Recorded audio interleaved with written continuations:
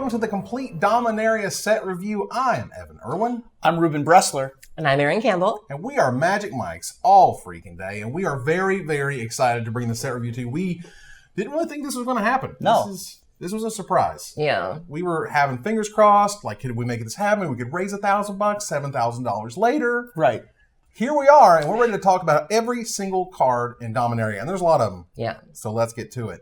Our first card that we start off with is Adamant Will. It's a white and generic mana for a common instant that says target creature gets +2/+2 and gains indestructible until end of turn. Now, not the sexiest, most exciting card to start off with. Sure. However, I do have a question which I think could make it interesting. Okay. All right? So, your opponent is attacking in with a 2/2, and you have the 3/3, and they have the 2 open mana. Yeah. Do you make them happy? Right. This is the classic bluff attack where you play your 2/2 on 2 and they're on the play and they play their Nessian Courser or whatever. It's almost never worth it to block. So this card is really beneficial for that, in that you can just always get in for that extra 2 damage. I'm always giving up the 2 damage there. So do you always go up the 2 damage, Aaron? My motto is to always make them have it. You know, the decks that I play, I tend to play very glass cannon decks in older formats, and I live by make them have it. So always. Yeah, and there's also some argument of if they have it, they still aren't playing a creature on turn 3 if you make them have it. This is a really good combat trick, though. It's not only going to help you win combat, but also counters removal spells. Interesting, by the way, that this is the number 2 card in the set. I know why. We'll get to that later. But alphabetically, in terms of color, it's the first one. Also, the stained glass technology of Analia. I was going to say, the color is beautiful. Gorgeous. Yeah, absolutely. All of the enchanted stained glass armor and swords, and here we see the shield, is a fascinating part of the art direction of this set. Yeah, this is a card that in limited, you don't want to run a ton of copies of these. Yeah. You're not going to pick it super early in draft. In sealed, it's always good to have at least 1, sometimes 2 of these type of effects. I am on the Aaron side of things, which I make them have it. I'm like, you got it, you got to show it to me. I'll block every time. Just snap block. Like, you got it? Okay, great. And if you do, that's cool because A, they're not going to play anything else. B, you got rid of essentially a combat trick that they were using. And ultimately, again, it's a fine card. It's not the most exciting. We're getting to the exciting stuff. We're moving here to Aven Sentry, Snapping Drake in white. Yeah. This card is good and limited. You should always play it because it's a evasive flyer that does a lot of damage. And there's not a lot to say beyond good and limited. Yeah, well, yeah, it's not going to see any play in constructed. 4 cost, 3 power flyer, always going to be playable in your limited decks. It's a clock all by itself. There's a lot of good equipment in this set as well to be able to hook up to evasive creatures like this. Got Sarah's Sanctum floating around in the background too, which is pretty cool. That is cool. And yeah, it's just a good card. Always has been, always will be. Very nice. Baird, Steward of Argive, our first legendary creature. There are a lot of them. Yes. And this one is a 2 white, 2 generic mana, 2/4 legendary human soldier. It is an uncommon, our first uncommon legend as well of the set. It has Vigilance, and creatures can't attack you or a planeswalker you control unless their controller pays 1 generic mana for each of those creatures. Now, previously, there has been Ghostly Prison, and there has been Propaganda, but no effect like this has ever only cost 1, like in terms of making them pay 1 generic mana. They always make them pay 2 per, again, Ghostly Prison, Propaganda, but this one only does the 1. So it's a little bit powered down because it's an uncommon, but ultimately a 4 mana 2/4 Vigilance, like this is a very, very playable card in all of your limited decks. Yeah. Like, it's just solid value. This is a powered-down Archangel of Tithes.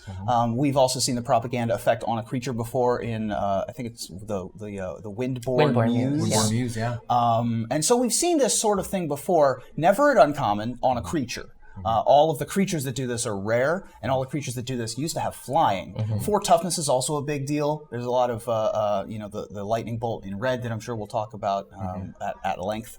But yeah, and also being an uncommon legend, the historic mechanic being a big piece of this set, that's going to be a big facet in how your limited decks go when you have those sort of historic trigger kind of effects. Baird in particular, Vigilance is also quite good in limited, being able to do double duty, quite literally attacking and blocking. Yeah, I think this card's really good. You're going to first pick this quite a bit. Vigilance and having high toughness like that, where it's like there's no reason for him not to attack, and then he's there to block. If your opponent does decide to pay the cost, he can do that double duty. Yeah, right. 2/4s with Vigilance are almost for 4 or even 5 sometimes are almost always high picks in limited formats. Seraph of the Dawn being the one that I can think of the most reliably being an early pick. This one having the taxing effect on your opponent's attack step also going to be a big deal. Yeah, I mean, I'll happily play this. I hope I don't get like multiples of this guy. Sure. It's going to be kind of weird to get multiples of your uncommon legends and Yeah. try to figure out if they're good enough to play multiples of. So that's a question. But like ultimately, if I'm in white, I'm not unhappy to have this as one of my 4 drops. Yeah. Next up is Banalish Honor Guard, a white and a generic mana for a common human knight 2/2. It gets +1/+0 for each legendary creature you control. This to me is a terrific limited card because it's by itself, it's fine. A 2-mana 2/2 on the curve. You want to be aggressive. You want to get in there early, and it just gets better and better as the game goes on. Late, it could be a 5/2 or a 4/2 if you just have a few legendary permanents out, which you certainly should. Again, this to me is just like bear with upside. I love bear with upside. Yeah, well, Evan Irwin fans are fans of bears with upside. Banalish Honor Guard, 2-mana 2/2, always playable, relevant creature type in Knight. Yeah. There's a lot of 3-mana legends in this set. Notable that it's legendary creature, not just legendary permanent. That's fair. Which is fine and not going to be terribly relevant in most limited games. But yeah, definitely a good card that I'd be happy to have multiples of in my limited deck. Okay, we need to settle this. You said Banalish. You said Benalish. Sure. I'm Benalish. So how do you pronounce it? Well, it's fine because y'all are wrong. But Hey, y'all. it's Banalish. Yeah. All right. We're from different parts of the country. We pronounce words differently. Absolutely. But good bears. Yeah. Hey, is there anything wrong with the good bear? Not at all. I love a good bear. See, that's what I'm talking about. Banalish Marshal. This is our first of the sort of the single color, tricolor, cards. They're all very, very good. This one, of course, being one of those. It's 3 white mana for a 3/3.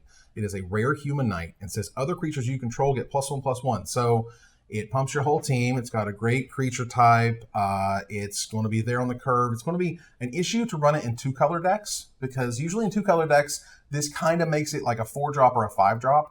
And a 4-drop or a 5-drop that still pumps the rest of my team is great. It doesn't say things like pumps other knights. It doesn't pump other white creatures. It doesn't pump other, and that's certain types of noteworthy. things. That's really noteworthy because Lords and Crusade effects, for us who've been playing Magic for a while, tend to have those limitations. And so the fact that this isn't bound by those things, that you can, if you have the mana for it, splash it in different colors or with different creature types, that's really noteworthy because I don't think we've had just a plain old anthem in a while like this. It's been Absolutely, a minute. yeah.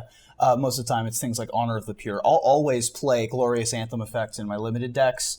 The mana requirement is a little bit tough, but I think that you're still going to be willing to wait until turn 4 or 5 to play this. And so that's not that big of a downside.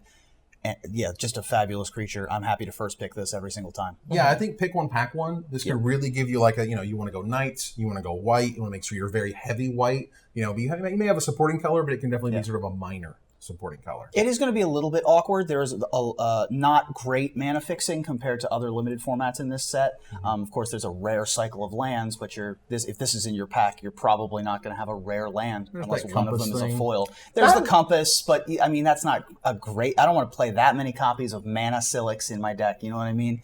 So, Banalish Marshal, very good card, but it is going to put a heavy restriction on your deck. Not impossible in Standard, though. Absolutely. This seems quite Standard doable. For sure. Yeah. This card's going to be a huge powerhouse. Vampire Knights we've seen decks of. This is a thing. Yeah. I think if mono white is the thing, this is 100% in. If it's white black, it's a little bit questionable, but you have all the dual lands now. You should have all the tools you need to play those decks. Craig Wesco is probably just in his basement with his blueprints rolled out, trying to figure out how to make this work. Pins, yarn. The conspiracy theory. It's all coming together with the Banalish Marshal. I can definitely see this being a very powerful constructed card. Blessed Light, a white and 4 generic mana instant, a common that exiles target creature or enchantment. Good old-fashioned, if you will, bread and butter magic card. Yeah. It's good. It does things that are very relevant. Enchantments are very powerful in this set. And 5 mana, get rid of a thing. Exile, by the way, doesn't destroy. So that thing like that indestructible card we saw earlier wouldn't help you against this one. So you're essentially giving up a turn in order to get rid of a thing. This is only a limited card because constructed cards are way more pushed in terms of cost than this. But overall, this is a good, solid card that you're very happy to have. Yeah, having the 2 modes, I think, it makes it even better, especially when you're playing limited. I remember when we were playing Amonkhet Sealed, there was that one white card that was like destroy an artifact or something else. And like, had it been just one or the other by itself, you would probably be like, this is garbage, but you're probably going to use this in either mode. Like, I doubt this is an entirely dead card in your deck. You're either going to have a saga that's bothering you, you're going to have a creature that's bothering you. There's going to be a reason to use at least, I would run at least one in a sealed deck. Yeah, I mean, Iona's Judgment was a highly playable card, and I'm pretty sure Iona's Judgment was a sorcery that did this. It does this exact thing, and this is an instant. Giving this effect to white at instant speed is a huge deal. Definitely going to see, you can probably play 2 of these in your limited deck. Again, the colors and the art there. Yeah, absolutely. Oh man, it's absolutely beautiful. And Yeah. it's one of those that, like if I've got 3 of this and I'm in sealed, I'm probably feeling good. If I'm in yeah. draft, I want to go, It's a bit much. it's a lot of 5 drops for draft, but still it exiles target creature. Yeah. Well, the interesting thing about effects like this in draft is that if this is the very top of your curve, I've drafted a lot. I'm a big aggro fan, as you all know. And if your entire deck is 2s and 3s, and then you just have 3 copies of this, I'm super happy with that in my aggro deck. Sure. In my control deck, I'm less happy because I've got, colossal dreadmaws and whatnot that I'm tapping out for, and I'm not getting to use my Blessed Lights at instant speed or to push through additional damage. So interestingly, in draft, this is much more of an aggressive card, and in sealed, it's probably just going to be your bread and butter, middle of the game, remove something, get in for maybe 4 damage and pass the turn in a game that's going to go for 20 turns. So It's also nice that it's an instant because after they set up all their blocks, you can be like, okay, Blessed Light that and blow you out. yeah, mid-combat, get rid of the enchantment, the legendary first strike enchantment, or whatever that thing is called. Yeah, lots of really good applications with this. Aggro? Aggro. Egg rolls. Egg roll. They make aggro. They make fun of the way I say aggro. Well, she said banalish earlier. Banal. All right. Board the Weatherlight. Oh, this is such a terrific card. It is a white and generic mana for an uncommon sorcery that says, look at the top 5 cards of your library. You may reveal a historic card from among them and put it into your hand. Put the rest on the bottom of your library in a random order. Now, artifacts, legendaries, and sagas are historic. Also note the flavor text of a new gathering for a new age. Huge, just great flavor text. There's some wonderful flavor text in this set. And this one, the art of the imposing Weatherlight, the really impressive background with, you're supposed to identify with this character in the foreground of being, oh my God, it's the Weatherlight coming to pick me up. This is everything I've ever dreamed of. And the flavor text referencing the gathering is wonderful as well. This card's really good. Even probably in constructed, it's just really good card selection. You have a commune with nature that's able to get you some of your finishing cards, presumably, and you can build your deck in such a way that Board the Weatherlight will almost always be a relevant card. Looking at the top 5, picking an artifact is something that we've already seen in, for example, Tezzeret, Agent of Bolas. Very good effect for card advantage and finding your historic cards. Yeah, I mean, ultimately, it's a great story point. And if you read the story, you can see, where like they went to the Banalish capital, and then the Weatherlight showed up, and that's Jorah up on top of the Weatherlight, which is really cool, and Gideon with his hand on it. In terms of constructed play, I think it's certainly like the more powerful artifacts, legends, sagas that you have in your limited deck, the more playable this becomes. If you only have like 1 or 2 and they're not super awesome, this is not really the card you want to put in your deck because it's going to probably whiff a lot of the time. Yeah. Ideally, you'll have enough to make it worth it. I think you need about 6 in your limited deck in order to make Board the Weatherlight. 5 is kind of borderline. I think it's 6. Maybe it's closer to 7. You can make Board the Weatherlight worth it. Yeah, the flavor text talking about the Gathering is in Magic the Gathering. They did a very clever thing. We'll see this as we go through. They put every set name from Dominaria into the cards, whether it's the name of the card, the flavor text of the card. I think that's the only 2 places they were talking about them. But there's some really clever stuff we'll get to as we go through the set. But absolutely. For the Weatherlight, super neat. Not sure about constructed.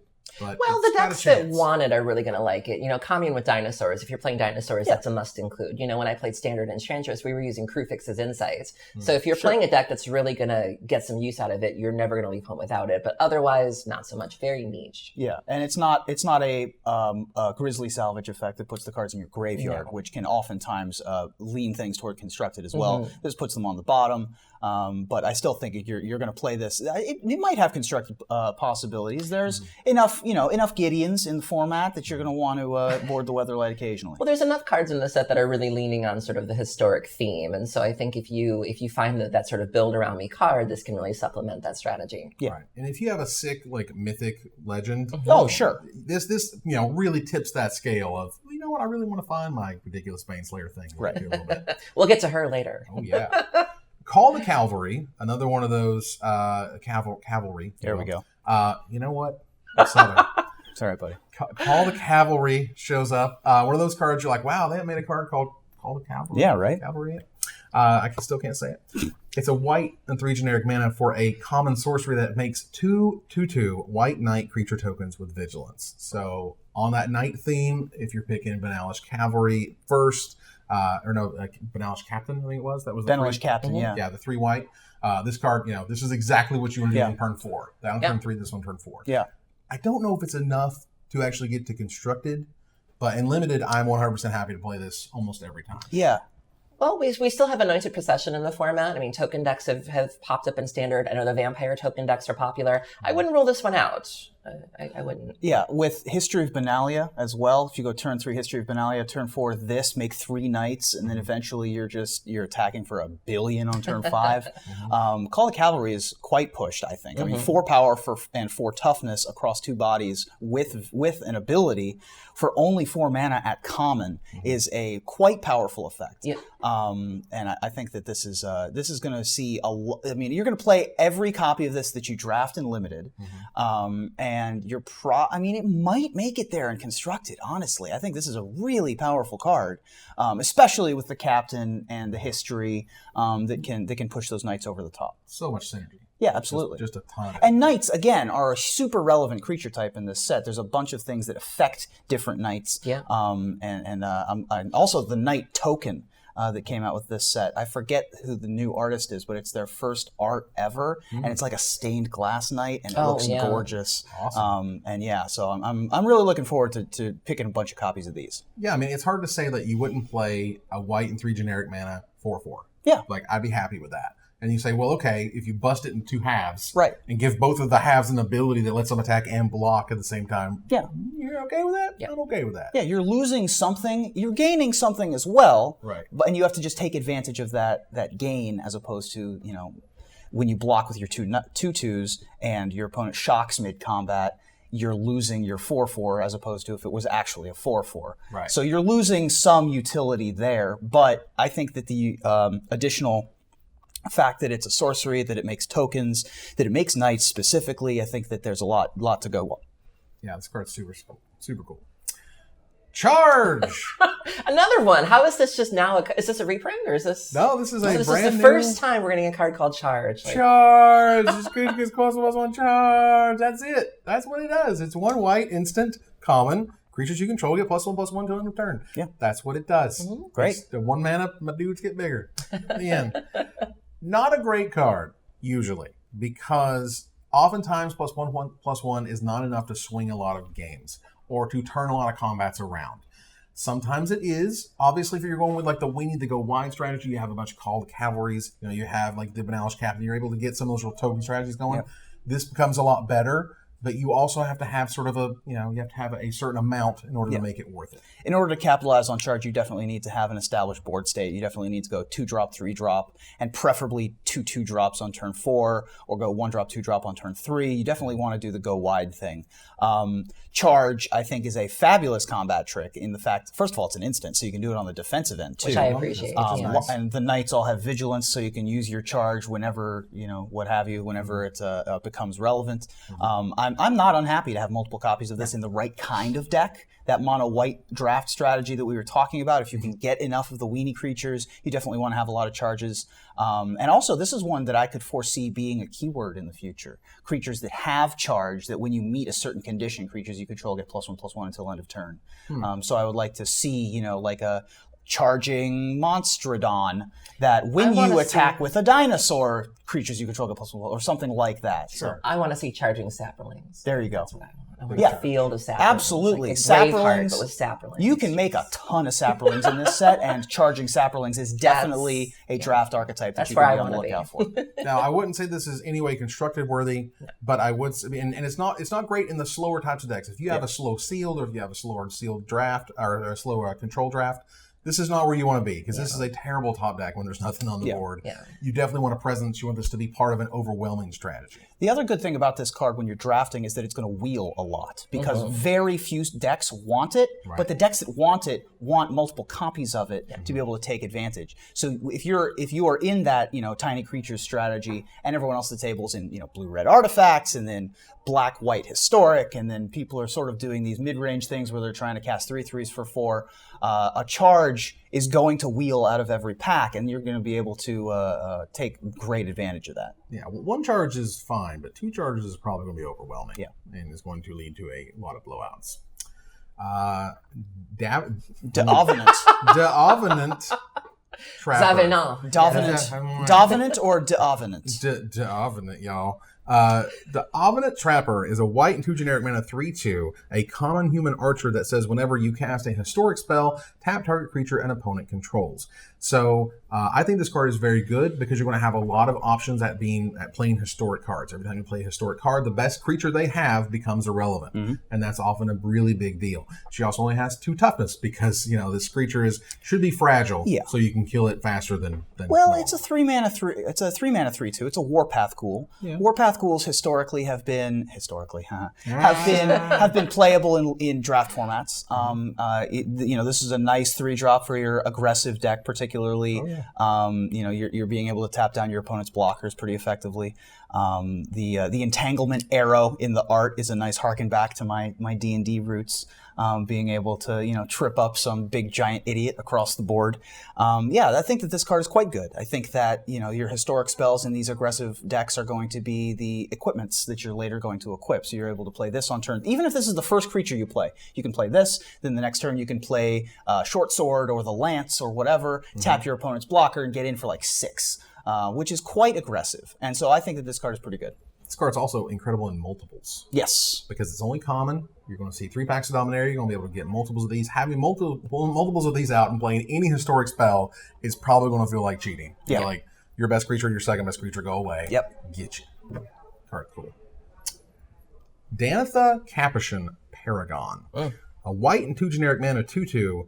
Uncommon legendary human knight with first strike, vigilance, and lifelink, and, because it needed it, aura and equipment spells you cast cost 1 generic mana less to cast. This card is one of the most pushed uncommons I have ever seen. Absolutely. Yeah, I'm excited about this card. We've seen a blue-white auras deck in Standard and in previous Standards too. People love, they call them ghost pants. That's sort of variants of a deck where you suit up a creature with a lot of auras. Bogles, as it's known in Modern. Bogles, not boggles, for those of you watching along at home. But get it right. In blue-white, we've seen it in Standard recently where people have been using Strom, Senior Edificier, and the cartouches to great effect. And so she fits in really nicely with that strategy. I wouldn't even be surprised to maybe see her test it out in the Bogles deck because sometimes you don't have a Bogle. So you run like the core Spirit Dancer as like your backup creature. But she is really, really good. And so I expect to see her in Standard, and I'm interested to see people at least test her in Modern. Yeah, I think in Standard in particular, when she can make the blue cartouche only cost 1 blue mana and immediately draw you a card, fighting alongside SRAM. I think with vigilance, with lifelink, with all of the keywords. She gets out of hand fast. A mini Baneslayer Angel, obviously one of, if not the best, goblin hero that's ever been printed. 3 mana 2/2, just an amazing gray ogre, and once again the stained glass. Is gorgeous. Just spectacular. It's going to be very difficult to cosplay anyone from Analia because all that equipment with the translucent bright equipment going on is some pretty difficult. Brilliant cosplayers in our community. We do. There's a young man working on Karn right now. If they really want to dream it, if they dream it, they can do it. And to be fair, if you're planning on cosplaying Danitha, your equipment will cost 1 less.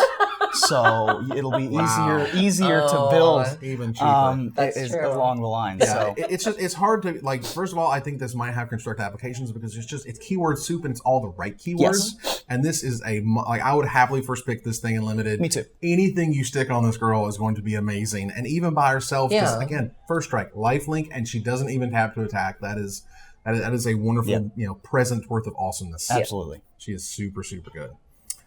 Daring Archaeologist is a white and 3 generic mana 3/3 rare human artificer.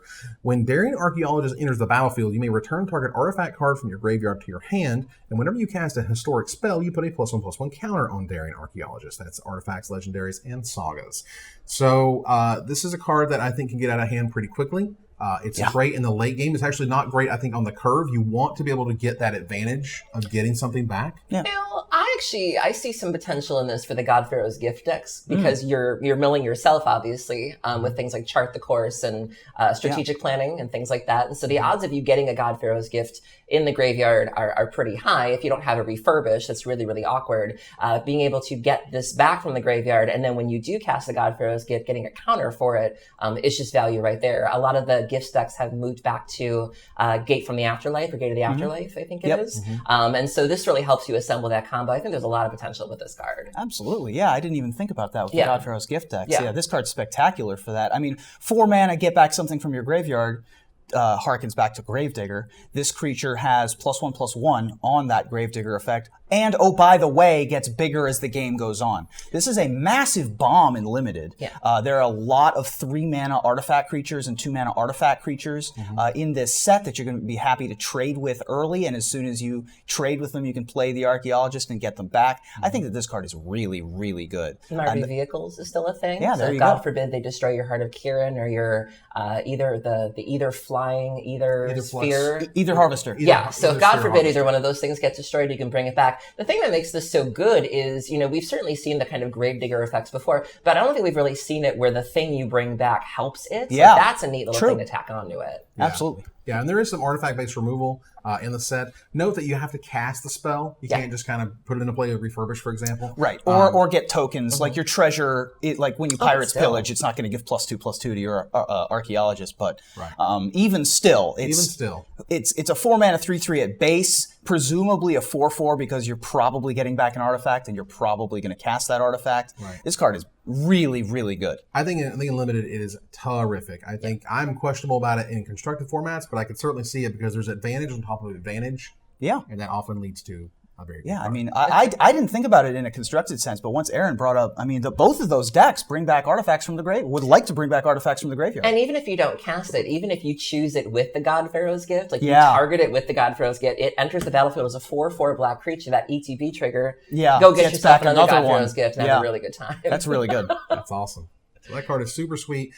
A card that you could pick first if you wanted to. Yeah. As in it's pushed in that way. I don't think it's like a bomb, but No. I think it's very good. I would be happy to open this in that thus far all the bombs that I can think of push you in a very specific direction, whereas this one is much more open-ended. There's a lot more utility to first picking this one. So move on here to Dauntless Bodyguard, one of the best 1 mana creatures I've ever seen. It is a 1 white mana 2/1 uncommon human knight. As Dauntless Bodyguard enters the battlefield, choose another creature you control. Sacrifice Dauntless Bodyguard. The chosen creature gains indestructible until end of turn. My God, this is a pushed Savannah line at uncommon. Yeah, this is maybe the best 1-drop that we've seen in about 5 years. Best 1-drop. That's a claim. Like, Bigger. it isn't Bomat Courier. I mean, nothing's Bomat and Bomat figure. Courier deals 4 damage and draws you 4 cards. This, at least, though, I mean, first of all, Knight is a relevant creature type. It's the first time that they've ever printed a 2-power, 1 mana Knight creature. Very first time that's ever happened. This was a card that was directly put into the set by Richard Garfield. I believe that this was he brought this one from home on his construction paper cards. And it maintained itself 100% the whole way through development. I'm pretty sure that's the story behind this card. gosh. It's good on turn 1. It is just a Savannah Lion on turn 1, but it's a Savannah Lion that has additional benefit later in the game. especially as a 4-of. Your bodyguards can start supporting themselves.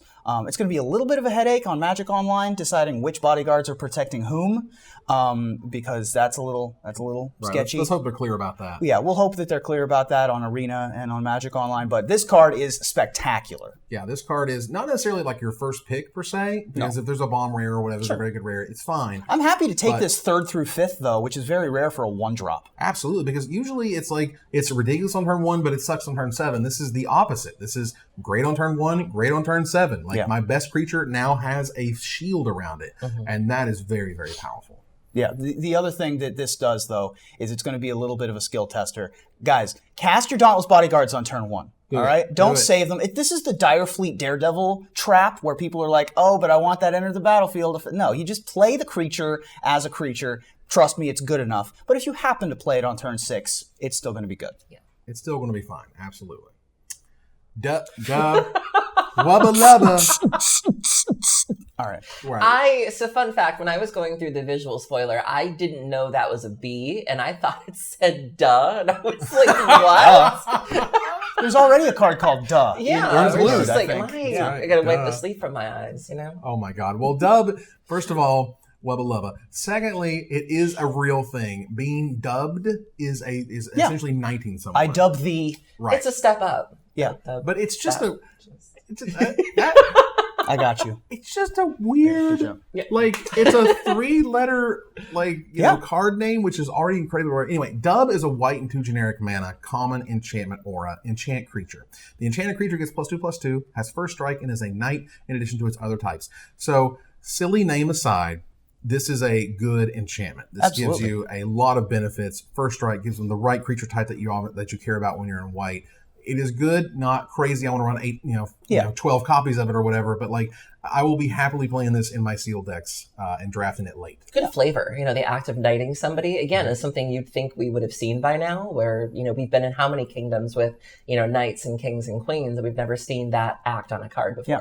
Wow. +2/+2, and a keyword for 3 mana has historically been very playable in limited environments. I'm thinking specifically of a Griffin Guide, although that gave evasion as opposed to first strike. But this one having the added benefit of giving you the creature type. It's also a common, so you're able to get multiples of this card. Plenty of cheap flyers in this set. I believe there's a 2 mana 1/3 Pegasus creature.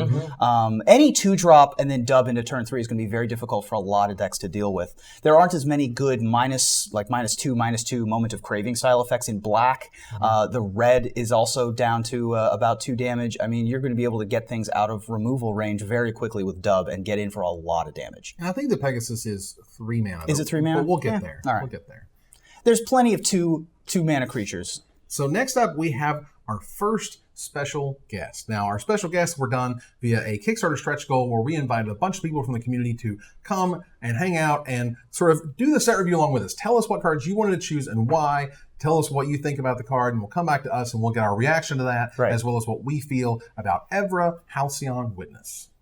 What's up, Magic Mikes? This is Jimmy from the Command Zone podcast, but today you're getting the Jimmy Zone podcast, and what I'm going to be talking about today is a card that I think is just very bizarre, but might actually be a full-on bomb in Limited, potentially playable in Standard, and definitely something interesting to look at for Commander. It is EvaHalcyon Witness. Now, this is 4 white for a 4/4 with lifelink, and it's got a very interesting ability on it, which it says, pay 4 mana, exchange your life total with EvaHalcyon Witness's power. At first, when I saw this card, I had no idea what to think of it, because I was like, why would you ever want to go from 40, which is what you started in Commander, all the way down to 4? But this creature has lifelink, and that means that if you're able to hit a person once with this creature, you're going to gain everything that you just lost by exchanging a life total with Eva back, and then all of a sudden, this thing is going to be massive if you're able to do this again. So think about it this way. You're at 20 life somehow after you play a 6-drop, and you go to attack. You swing, and right before damage is done, before you think no shenanigans are going to happen, maybe you're holding up counterspell, and all of a sudden, Eva becomes a 20/4, and you go down to 4 life. She hits them, you gain that 20 life back, and all of a sudden now you are at 24 life, and Eva is still a 24. So it's massive. It just gains you a bunch of life back.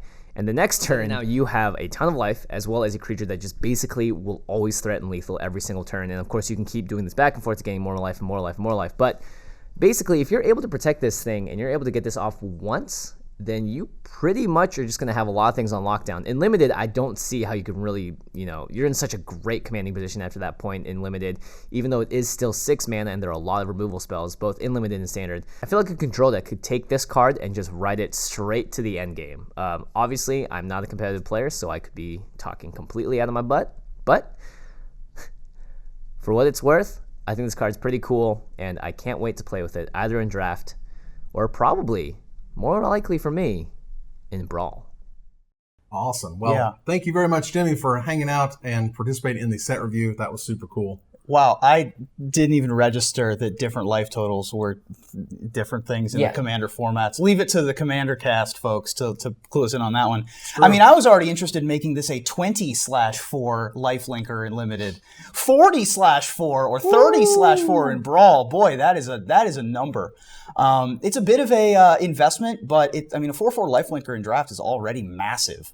And so, I agree with everything Jimmy said wholeheartedly. I mean, if we want to call this 24, this wants to be Jack Bauer. Yeah, I'm okay with that. Love it. That would be fantastic. And it's great because EvaHalcyon Witness, Halcyon was a city in Thran, as I understand it, and Halcyon also means to look back fondly, on previous days. So it kind of works both ways, which is very cool. Also, the fact that this ability is at instant speed. Yes. It's like, are you blocking? And then you go, well, what's your life total? Okay, and well, are you blocking? Because if you get that off, like you said, just one time, the game swings in such a ridiculous fashion, and you gain it all right back. Yep. Like, this is a bomb in Sealed, like a super bomb. Yeah, I'm a little worried in Constructed, though. We do have some very aggressive decks running around, and I worry about you pulling the switcheroo, and then in response, your opponent says, in response, kill you, because you're probably not going to be at 20. Right. And so I worry that when you do the thing, it's whoop, and then that feels terrible. You got to be careful. So that, for example, if we're in Draft, if this is a very fast format, this card is not very good. However, as a 6 mana 4/4 lifelink, just as a 6 mana 4/4 lifelink, already playable. That is still fine. In Sealed, I think this thing is a bomb. In Draft, I think it's very good. Constructed, I think it's a big question mark. Yeah. And I think those who play Commander are going to just love this thing. Oh my God. Definitely. This seems super fun. Excavation Elephant. Now, I really like this card. It's a white and 4 generic mana for a 3/5 elephant. It is a common that has Kicker. It's our first instance of Kicker. Nice. Yay, Kicker rules. Kicker is a white and a generic mana that says you may pay an additional white and a generic mana as you cast this spell. When Excavation Elephant enters the battlefield, if it was kicked, return target artifact card from your graveyard to your hand. Now, here's why I think this card is terrific. There is a card in Dominaria. I think it's called, it's something about a candle, like a callow something candle. Tallow? Blood tallow candle. Yeah, Blood tallow have to give candle. something -5/5. Right, it's a 1 mana artifact that you have to pay 6 to give something -5/5. Yeah. And then you pay 7, which is And what get it this back. is, plus Kicker, to get it right back. Sure. So that is your sequence, essentially, is that, you use the candle or whatever, or use the tallow, whatever. Blood tallow, and then you get this thing back. I don't know. We'll talk about it in about 8 hours from now. I know, right? 27 and a half hours from this moment. But overall, as a 5 mana 3/5, so if you have to play it and you can't kick it, it's fine. But if you can kick it, you should totally kick it. Just like the Jams, you have to kick them out. Can I kick it? Yes, you can. You can kick it. I'm a fan of a Siege Mastodon, just in general. 3/5s for 5, the Thraben Purebloods, Shuhei Nakamura can attest to the fact that card by itself is worth it. 2 additional mana to rebuy an artifact, also super worth it. Fills in multiple spots on your curve in that case. It's going to be an interesting draft format if this becomes a higher pick, because it's very rare that 7 mana rebuy an artifact and make a 3/5 is like the most powerful thing that you can be doing. But I do like this card quite a bit, and I think that I'm definitely going to be playing a lot of it in Sealed. Yeah, it's seeing Kicker for the first time. If you haven't played with Kicker, if you don't know how Kicker works, Kicker is like the greatest mechanic in Magic. Yeah. It's just bonus. It's just bonus. It gives you a split card, basically. I definitely appreciate it, especially in limited formats, where games can run long and having a mana sink is really important. So I think it's going to shine there, but I'm not convinced it's going to, knock Standard's socks off. No. This is a limited only card. It's better in Sealed because it's a slower format. Right. Not as good in Draft because it's a faster format. So Right. in Sealed, it's very good. Limited, or in Draft, And if you're interested in a white creature that returns an artifact to your hand, we've already seen the Archaeologist. Well, that's rare, though. Yeah, of course. I'm saying for Constructed, when that's less of a concern. But yeah, the Elephant is definitely a solid creature. Yeah, and that's where you get to see that sort of difference of like, what makes things different for Standard versus Limited? Well, mana. Well, there you go. Costs. Fall of the Thran. Holy cow. Our first saga, which these are very cool cards. They are white and 5 generic mana. So that is 6 mana for a rare enchantment saga. As this saga enters and after your draw step, add a lore counter. Sacrifice it after 3. So the first time, this is exactly when you play it, 6 mana, Armageddon. Destroy all lands. Wizards has not put this effect In Standard in forever. in a long time. Crazy long. I mean, it's ridiculous how long it's been. However, for 2 and 3, each player returns 2 land cards from their graveyard to the battlefield. So when you play it for 6 mana, you instantly Armageddon. And then next turn, you get to take 2 lands from your graveyard and put them on the battlefield. And the last turn, you get to take 2 lands from the battlefield and put them from the graveyard and put them on the battlefield. Now note that as the third effect goes off, the enchantment is still on the battlefield. Yeah. It doesn't go away until the third thing resolves. So if you put this on the stack, as it happens, and it says each player returns 2 land cards from the graveyard to the battlefield, if you're somehow able to remove a counter from it, it will stick around. So, doing the third thing doesn't make it go away immediately. It has to resolve. It has to do something. But overall, this card is both dangerous and sexy and exciting, and it's a new card type we've never seen before. Like, who knows how crazy good this is or may not be. There's also a good number of mana rocks and mana dorks in this format. So this kind of reminds me of Death Cloud in that if you can manipulate the board state to where you don't care that your lands are gone because you're still producing mana somehow, you can really come up ahead in this transaction. Or if you're playing a really aggressive white deck, destroy the lands and I'll just kill you before you start getting those lands back and can fight back. So some really interesting applications of this. I'm thrilled that they're giving us this because like you said, there are certain things that we know we will never see in Standard or we think we won't see. Yeah. I know I famously said we would never see Sphinx's Revelation again, and then Azor came out. And, we've always talked about, we'll never get Armageddon again, and they're like, hold my beer. And so I love that they're willing to try new things in these formats. There's lots of fascinating things to talk about with Fall of Thran. The first thing I want to talk about is the fact that Armageddon at 6 mana is something that we very rarely get. Usually it's a wildfire effect. The last time I think we've had 6 mana Armageddon might have been Boom Bust. Yeah. Like 12 years ago or whatever, which is we're all very old men. All of us on the internet have been around forever. So anyway, the effect of Destroy All Lands cannot be understated. Now, Fall of the Thran also combos really interestingly with 2 other sagas. There's a saga that adds 2 red mana on its second bump up, which puts you from 4 to 6. The Keld one? Yeah, Flame of Keld. Yeah. And then there's, I believe it's Chainer's Torment, removes an opponent's graveyard from the game. So if you play your sagas in the right order, I think it's Chainer's Torment, then Fall of the Thran, I believe that removes their graveyard from the game, and then they don't get to return their lands. And it's just all gravy for you at that point, which I think is a huge deal. Also combos with stuff like Silent Gravestone and Crook of Condemnation, and there's some other ways to manipulate your opponent's graveyard to be able to break the symmetry of Fall of the Thran. All of those are great ways to take advantage of Fall of the Thran, a card which doesn't need you to take advantage of it. It's already good by itself. So, I'm very excited for this card. Yeah, there's the sagas themselves are also very, very interesting. Some sagas give you the payoff up front, like Fall of the Thran. Its big effect is Armageddon, and it does like some cool stuff later. And some of them are literally the exact opposite. You get some neat stuff, and then like a really sick effect, and we'll get to those too. Right. But the storytelling aspect, I think, is amazing. The idea that you have this kind of telling the story, the history is part of Dominaria, and we're sort of living this historic stuff is terrific. The story itself of Fall of the Thran is really cool. If you haven't read it, you should check it out. Yeah. But these are the types of cards that even if they don't work out, it's important that you have. It's important that you have those really like sexy, dangerous, these are the bad boy cards of Magic, if you will. Right. They're riding up on the motorcycle. They're not calling you back when they say they're calling, whatever. They're not taking you to prom. They're taking you to make out points. Right. There you go. I also, right around Dead interesting Man's to Curve. note too, it doesn't have to be the lands that were destroyed in the Fall of the Thran. White, for example, deserts tend to be very popular. There's the white desert that gives you soldiers, or there's the green desert that pumps things. If you have land that have been put in the graveyard for other reasons, you can simply sort of in escape shift way be like, I want this land instead. I don't want the lands I lost. I want different lands. I want better lands, and that's important to know. Absolutely. Too. Yeah, this card is super cool. Gideon's Reproach, also known as Gideon Punches People. Because what Gideon needs to do is punch people. For a white and generic mana, it is a common instant that says Gideon's Reproach deals 4 damage to target attacking or blocking creature. Originally from Battle for Zendikar, where he started punching people. Right. We now have a new punch for a new day. Literal day. Look at the glow on that fist. That's right. That is a... He's got that Iron Fist That's good morning. Defender's Punch. That's right. As the flavor text mentions, Gideon in the storyline lost his main weapon, which is that curved blade called a Saral. Saral, yeah. You may have seen many of the horse lords from Game of Thrones. They carry around Sarals as well. And so we've seen them in popular culture before. His unfortunately got lost in the sand. Sand gets everywhere, as you know. And so he left it over there in Egypt. But fortunately for him, he's still got the boom fists that make the thunder face, and it punches this poor sap right in the mug. 4 damage at instant speed for 2 mana is no joke. Attacking or blocking creature puts some restriction on it, but definitely great removal in white. It's good removal. It's not, I don't think it's sort of spectacular.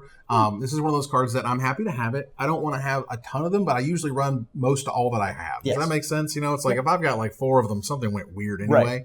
Right. But usually I have a couple of these. They're good to add on damage. They're good to just destroy their creatures outright. Not a lot to say about it. You're going to usually play it in your sealed decks. You're going to draft it late because it's not like a first pick type material removal spell. But it's good. Yeah. It's a good solid trick. The end. And he punches people. That's right. Healing Grace. Oh. Well, I can't with this. We're too much. Okay, we've gone too far, The ladies and red gentlemen. player needs a minute. We've gone. The blatant disrespect of this card. All right. It is a 1 white mana So for good. a common instant that prevents the next 3 damage that will be dealt to any target this turn by a source of your choice. You gain 3 life. Now, back in the day, in Alpha, if you will, there was a whole cycle of cards. Giant Growth, Lightning Bolt, and Ancestral Recall, famously. Healing Salve was the white version. Yeah. Considered the weakest of the bunch. Well, it definitely is. Yeah, it's not really close on that race. And this one gives you both halves of what Healing Salve was talking about. You could, back in the day, choose one. You can only prevent the 3 or gain the 3. You don't give up. No porque no los. Right. Dos. Porque no los dos. That's right.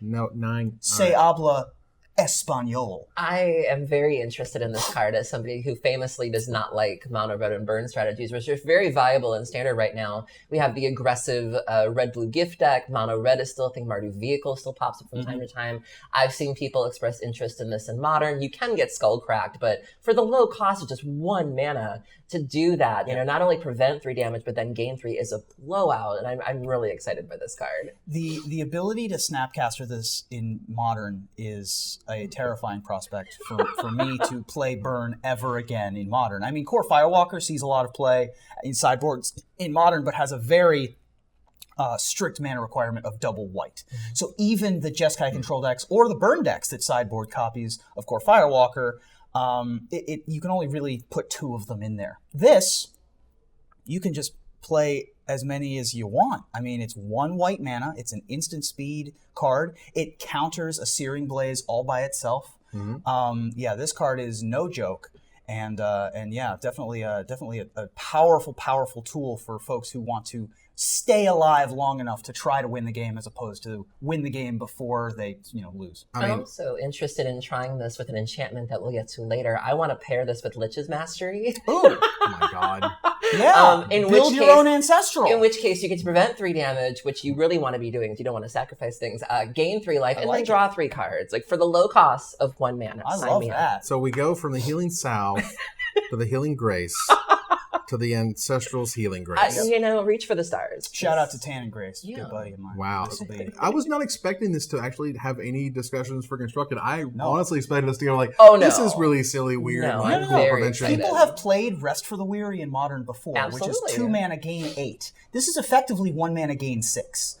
Against the strategies that you're bringing it in against. This card definitely has constructed applications. Oh, that's super cool because for me in Limited, I think this card is fine. It's probably going to lead to plenty of blowouts in its own way. This is a combat trick in Limited. Yeah, this is ultimately a combat trick, and that's the way to think about it. It's also really good in the race. You're able to say this will, I won't block this, but I'll prevent the damage here, kill your guy, and so now I haven't really lost anything, and I can come back and get you with the swing back. So that's really neat to me. But again, I don't think this is a super high pick, regardless. Like, it's one of those, if you're in Seal and this is your 22nd, 23rd card because you're kind of working out the curve and you want to have a few tricks in there, that's fine. I think that this is much more for the aggro decks, again, where you want to go 2-drop, 3-drop, but if you go 2-drop, 2-drop, leave this up, and then or 3-drop, leave this up, that is the 1 mana is much more important than being able to pump your creature like with your adamant stance or whatever the first card was. Adamant Will. Yeah. The mana requirement of having 2 mana open is a huge requirement, as opposed to this, where you can just go Knight on turn 2, Knight on turn 3, and leave this up and protect yourself from burn spells. I just thought of another possible application for this in Modern. I know if you're playing against Storm or you're playing against even Ad Nauseam, I don't want to see this. Because if I make a Lightning Storm, you prevent 3 damage from the Lightning Storm and gain 3 life. I'm like, well, hell, I better have a couple extra lands here, and if God forbid I don't. Or Storm, Storm goes through all the trouble of getting that really high Storm count, and they're so proud of themselves when they get that Grape Shot going, and you're like, all right, well, 3 of those don't matter, right? And I'm going to gain 3 life. Can you get 6 more Storm? Because that's what you're going to need right now. Right. And so that's really nice. I think that this prevents 4 of the Storm, because it only prevents 1 of the copies of Grape Shot. Okay. So you gain 3 life and prevent 1 of the Grape Shots, because they're all different sources, technically. Right, it's a target. But that's still 4 for 1. Yeah, that's a lot. Useful against Burn, Storm, and Ad Nauseam. I would like to see people trying this in Modern. Absolutely. Well, this is clearly my most surprising card so far, because I wasn't expecting any of this. I thought I was like, healing salve, right? Lol, next, That's pretty cool. To have a 6-point swing, I think is the right way to think of it. For 1 mana is quite. Anytime anything's revealing. an instant speed 1 mana spell, you got to look at it for applications in older formats. Absolutely. That's just the way it works. History of Benalia or Benalia. Choose your poison. The art is absolutely amazing from Noah Bradley. But History of Benalia is our second saga. It is a 2 white and generic mana for a rare enchantment saga. I'm sorry, for a mythic rare enchantment saga. And the first thing it does when you play it is it creates a 2/2 white knight creature token with Vigilance. The second thing it does is create a 2/2 white knight creature token with Vigilance. And lastly, knights you control get +2/+1 until end of turn. Now, I think it's very important to recognize that this thing is a mythic rare. Yeah. Because when this was first spoiled via the FAQ that leaked, there were certain online resellers who were assigning rarities to cards because they're good at that. Yeah. To pre-sell them. Yeah, sure. And this one was marked as uncommon. Yeah. It certainly wasn't marked as mythic anywhere. No, it's currently. To be fair, though, like if I wouldn't have guessed this was a mythic. I wouldn't have either. I was thinking maybe rare. Yeah. Maybe. Like uncommon was not unreasonable for me. Yep. But to make this thing mythic rare is also one of those like little signals where Wizards like, hey, this card's good. Yeah. This card's really, really good. Well, look how many knights we've seen just in the first, half dozen cards we've looked at so far. We've seen, Danitha, we've seen Call the Cavalry. Like we're kind of seeing the payoff. We've wondered when knights are going to matter with all these other cards. This makes knights matter in a really, really big way. And playing one of these and then next turn playing another one of these. Right. Just seems unfair. Or playing Call the Cavalry on turn 4. Yeah. This is a turn 5 third saga counter. So that's what you're planning for, is get all your knights into play on turn 4 and then attack with them all on turn 5. Right. There are plenty of ways to do that. You have History of Benalia for turn 3, then you've got your 2 mana knights that we've discussed a couple of already. The Bodyguard on turn 1. The Bodyguard on turn 1. You've got some, you can play 2 2-drops or a bunch of creatures on turn 4, and then this goes off on turn 5, which also allows you to stack charges on top of it and other effects and other pump spells. History of Benalia is no joke. Obviously, the art from Noah Bradley is beautiful, and he's at the top of his game very clearly. And the saga arts, again, we didn't discuss it with Fall of the Thran, but all of them, the art direction of this isn't telling the story, this is telling the story of the telling of the story. In this case, Benalia uses stained glass to do a lot of things, including enchant their weapons, but also to recount their own history. The Fall of the Thran was etched into stone to recount what the Thran had done, and we'll see more tellings of future stories on future sagas going forward, but yeah, everything about the sagas and History of Benalia, just a home run all around. I also think it's an interesting way to sort of portray the difference in light and dark. Like it would be enough, like they could have just been like sun, dark, call today, but they're channeling that light through stained glass, and we're seeing that motif in multiple cards, which I think is a really neat take on sort of the battle between light and dark, where they could have just been lazy, but no, they're channeling it in a very different way, which I really appreciate. Yeah, this to me signaled that there is going to be a mono white or almost mono white aggressive knight deck, and that Wizards wants those decks to be I good. still feel like, correct me if I'm wrong, but aren't some of the vampires from Ixalan Knights part? I mean, I'm all for that. I'm pretty sure that the Lord is a vampire. Lord is a Knight. Yeah, I mean, I'm among interested others. to see that. Yeah. Yeah, I mean, if the white-black works out, and we're going to get to some really amazing gold cards later, it has potential. I think Wizards has given you all the tools, and to see this at Mythic Rare, again, this was like, whoa, this card's way better than I thought it was. Oh my god. Invoke the Divine is a white and 2 generic mana for a common instant that destroys target artifact or enchantment, and you gain 4 life. Now, this used to be, I believe it was called Solemn's Blessing. Yeah, Solemn Offering. Solemn Offering Yeah. from M15 or I think M12, that's right. something like that. Either way, it was a sorcery speed, and now it's instant speed. Yep. That was the exact same card, just got an upgrade. Yeah. Green has gotten close to this at 3 mana, where it only gained 3 life. I think Yeah. it was from Avacyn Restored. I was looking this up last night. Right. And I think Tarashi's Grasp also used to do this in Kamigawa. Might have Yes. not been an instant, and I think that was only 3 life 3 as life. well. Right. So yeah, But I think it was Arcane. sure. Because that helped mattered at the time. It didn't. But Invoke the Divine itself is one of those cards that more than likely is going to live in your sideboard and limited decks. Often, unless you see like the format, and because we're not exactly sure, but if the format becomes a ton of artifacts and a ton of enchantments, obviously it gets a lot better. Yeah. But overall, these are the types of cards I like to bring in when I see a problem than having in my deck to see if there might be a problem. Yeah. Now, I have to say this, as somebody who was raised by drag queens, I would very much like to see an altar of this with the famous drag queen Divine on it. I think this would be great. So if there's any creative types out there, hit me up. I would love to see that. There you go. Also, as we referenced earlier, all of the sets are referenced in various names and flavor texts. This one in particular, referencing the Song of All, which Visions, harkens back to Visions and Mirage, which the Song of All was a big part of. Cast out your burdens into the darkness. And so we get our first reference to a former set being the dark. Man, Wizards went max clever They did. on that hiding the set name thing. I'm telling you. It's Very proud of them for all of that work. super cool. And this is a card you don't have to pick early. You can get it super late. Yeah. Most people are happy to have this as, if not their pass out, one of their pass outs, because cool effect, nice effect, not really something that's going to drive your strategy. Make or break your deck. Yeah. Up next is Knight of Grace. This is a super, super cool callback to the original White Knights, and we'll later see Black Knights. Knight of Grace is a white and generic mana for a 2/2 uncommon human knight that has first strike and hexproof from black, which is a really weird take on hexproof, which says this creature can't be the target of black spells or abilities your opponents control. Knight of Grace gets +1/+0 as long as any player controls a black permanent, and it's very important to note any player, including you, because there's plenty of white-black knights we've been talking about. There's an insane white-black knight we'll get to later who is absolutely terrific. And this being a 2/2 first strike hexproof from black to start with, just to get us kicked off. And then it's got this like, it could be a 3/2 first striker if you have any black permanent. I think this is a really interesting take. Typically we've seen knights have protection from things, protection from white, protection from black.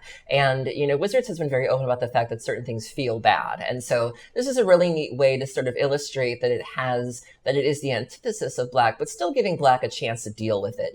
If it had pro-black, black can't block it, black can't target it. It's very hard to deal with. You can still block this thing, even if you can't target it. And so I like that they're still giving it the flavor that we're used to, but still giving the other side a chance to deal with it, because there were so many times, and maybe you can attest to this, where you've had a pro-black thing and that's all you're running, and you're like, well, I'm mono-black, I just get to watch. And so, I enjoy that, but sometimes it feels bad being on the other side of it. And this is a really neat way to fix that or correct it. 2/2 first strikers for 2, always playable and limited. Protection is not a effect they're going to print on cards anymore. It's just way too complicated to write down. Right. The protection ability harkens back to the original thought of flavor behind what protection, being resistant to damage means. Right. And protection is super complicated to write down. I always remember it by DEBT, debt, which is damages, effects, blocking, and targeting. But that's not a mnemonic that everyone is aware of or that everybody memorizes and commits to memory. Hexproof from Commit black. to memory. There you go. It's a phrase. That's why it got turned into a card. All right. But hexproof from black is a very elegant way of translating that into something that makes sense for a Magic card, makes sense to the players who are picking it up, and doesn't overcomplicate or overbear on the player. This card is really, really good. There's also a mirror image of this in black. And by mirror image, what I mean is if you put the black card directly next to the white one, the arts match together. Which What do they call that? A diptych. A diptych. There you go. I'm sorry. That's just what it's called.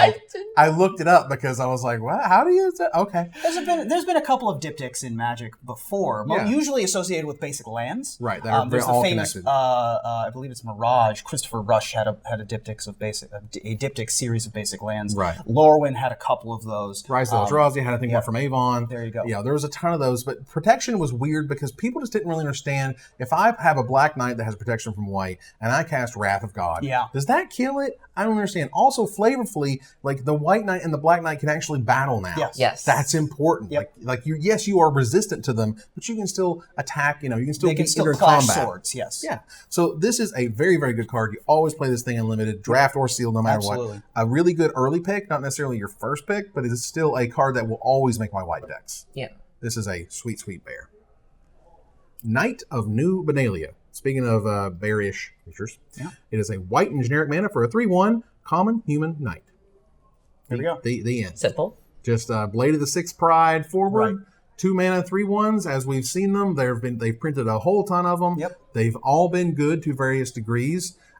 They're not the most efficient, I guess, cards is the way to put it. They're very, fragile, having only 1 toughness, but they can also, your 2-drop can take down 3 drops or even 4 drops, and that's always important. So if you're in the aggro, get you, play some charges, go, go, go, Knight of New Benalia is always making those decks. This is probably the creature that you want to put dub on the most, even though it's already a knight, because that makes it a 5-power attacker with first strike on turn 3, which is a huge deal. Giving this the knight creature type, obviously. Human might be relevant. Maybe.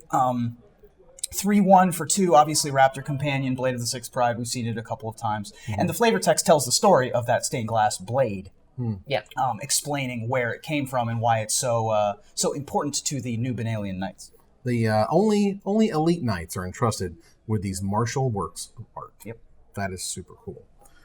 All right, so Quende. I think it's Quende. Yep, Quende. Right. Quende Pride Ephemerith is a white and 3 generic mana for a 2/2 uncommon legend human knight that has double strike, and creatures you control with first strike have double strike. Wow. This is also one of the most pushed uncommons I've seen in a while, because Wizards has slowly over the years, at least as I've noticed, they've gotten less and less kind of restrictive with double strike. Double strike used to be much like Landwalk. It was like, it was on Terrifying. high. Yeah, you can't put it on anything that was good because, oh my God, what if it's actually good? Yeah. And they started making like 2 mana, 1/2 double strikers, and then putting double strike on more creatures. Well, it's and also a eventually bit of a rules nightmare. I feel like it's kind of like the protections, and that there are always questions that come up with double strike, especially when you start pairing double strike and trample, double strike and lifelink, double strike and death touch. Yeah. There's a lot of nuance with it that I think a lot of people don't really like dealing with. And now they're like, who cares? Yeah. Basically. The first 2 double strike creatures were in red, and they were a 4 mana 2/1 and a 6 mana 4/3 or 8 mana 4/3 that could morph for 6. Yeah. Which I think was Rock Shard Elemental or something along those God. lines. But yeah, now you just get this, which is a double striking Lord. I really like the upgrade sense of this card, where a creature with the first strike, you can upgrade it. Yeah. That would be sort of like printing creatures you have with flying are also indestructible, or creatures you have with trample can deal their combat damage as if they were outside of combat or whatever. Right, they were I unblocked. really like the flavor behind this guy teaching folks how to use their swords better. And I think that that's a really interesting facet to this card. And that is incredibly cool, because if you have Knight of New Benalia into dub, Yeah. Into Quende. Jeez. woo, the dream, ladies and 5-ya, gentlemen. 10-ya. Toot toot. We're on the train Wow. to magical Christmas land, y'all. That's a lot of damage. Woo! That is an incredible amount. So I this love it. card is, in my opinion, a good first pick. If you wanted to first pick a Sure, card and absolutely. try to build your deck around things, this card is really good. Makes all your combat tricks better, makes all of the pump effects in your deck better, and obviously makes all your first strikers better, which is, for a 4 mana 2/2, that's some good. That is some good. I appreciate a Lord I of any appreciate the type. callback to Ephemerith, again, being Yeah. one of the older lands that we're used to. And I think they kind of reference it in the flavor text of sort of the vanished land, the forgotten general, like that. The really neat callback there. Yeah, see, Teferi sort of phased out his homeland, and then they never came back. Never came back, which we'll talk about later Yeah. with Zalfrin Void in the lands section. Yeah. A little melancholy there, but you know what? Not everything is sunshine and rainbows. That's right. Lyra Dawnbringer. Woo, boy. 2 white, 3 generic mana for a mythic 5/5 legendary angel that has flying, first strike, lifelink, and, because it needed an and, other angels you control get +1/+1 and half lifelink. My God. Baneslayer Angel called. It wants its pedigree back because, wow. Now, would you rather have protection from dragons and demons, or give other angels you control +1/+1 and have lifelink? I think other angels because I like Angel Lords. I think so too, because especially this is because of 5, and you're probably going to be able to get an angel out before this. So you're able to stick your 4 mana 3/3 or whatever, what have you, and then immediately get an effect off of it. Immediately get lifelink. That was always the problem with Baneslayer Angel. In fact, Baneslayer Angel has become shorthand for super powerful creatures that don't do anything the turn they come onto the battlefield. And so terror effects are very good against Baneslayers as opposed to Necatrolls or whatever, things that do things right when they come into play. Things like Ravenous Chupacabra fall into that category, where the body is sort of secondary, the effect is first, whereas this, the body is first. Right, 5/5 first strike flying lifelink takes over the battlefield as soon as it's able to get into combat. It just takes a minute. Lyra also being the heir apparent to Rhea Dawnbringer, which, by the way, is the legend that has been printed the most times ever. There's a bunch of promo printings of Rhea, and so Rhea's been printed like 5 or 6 times or something. And Lyra, with the last name, I'm assuming, is related in some way, shape, or form. Maybe. This is much like the Capuchin from earlier. Oh, okay. Not directly related to Gerard. All right. You know, she's part of sort of the Capuchin clan. I believe this might be part of the Dawnbringer kind of sect. Okay.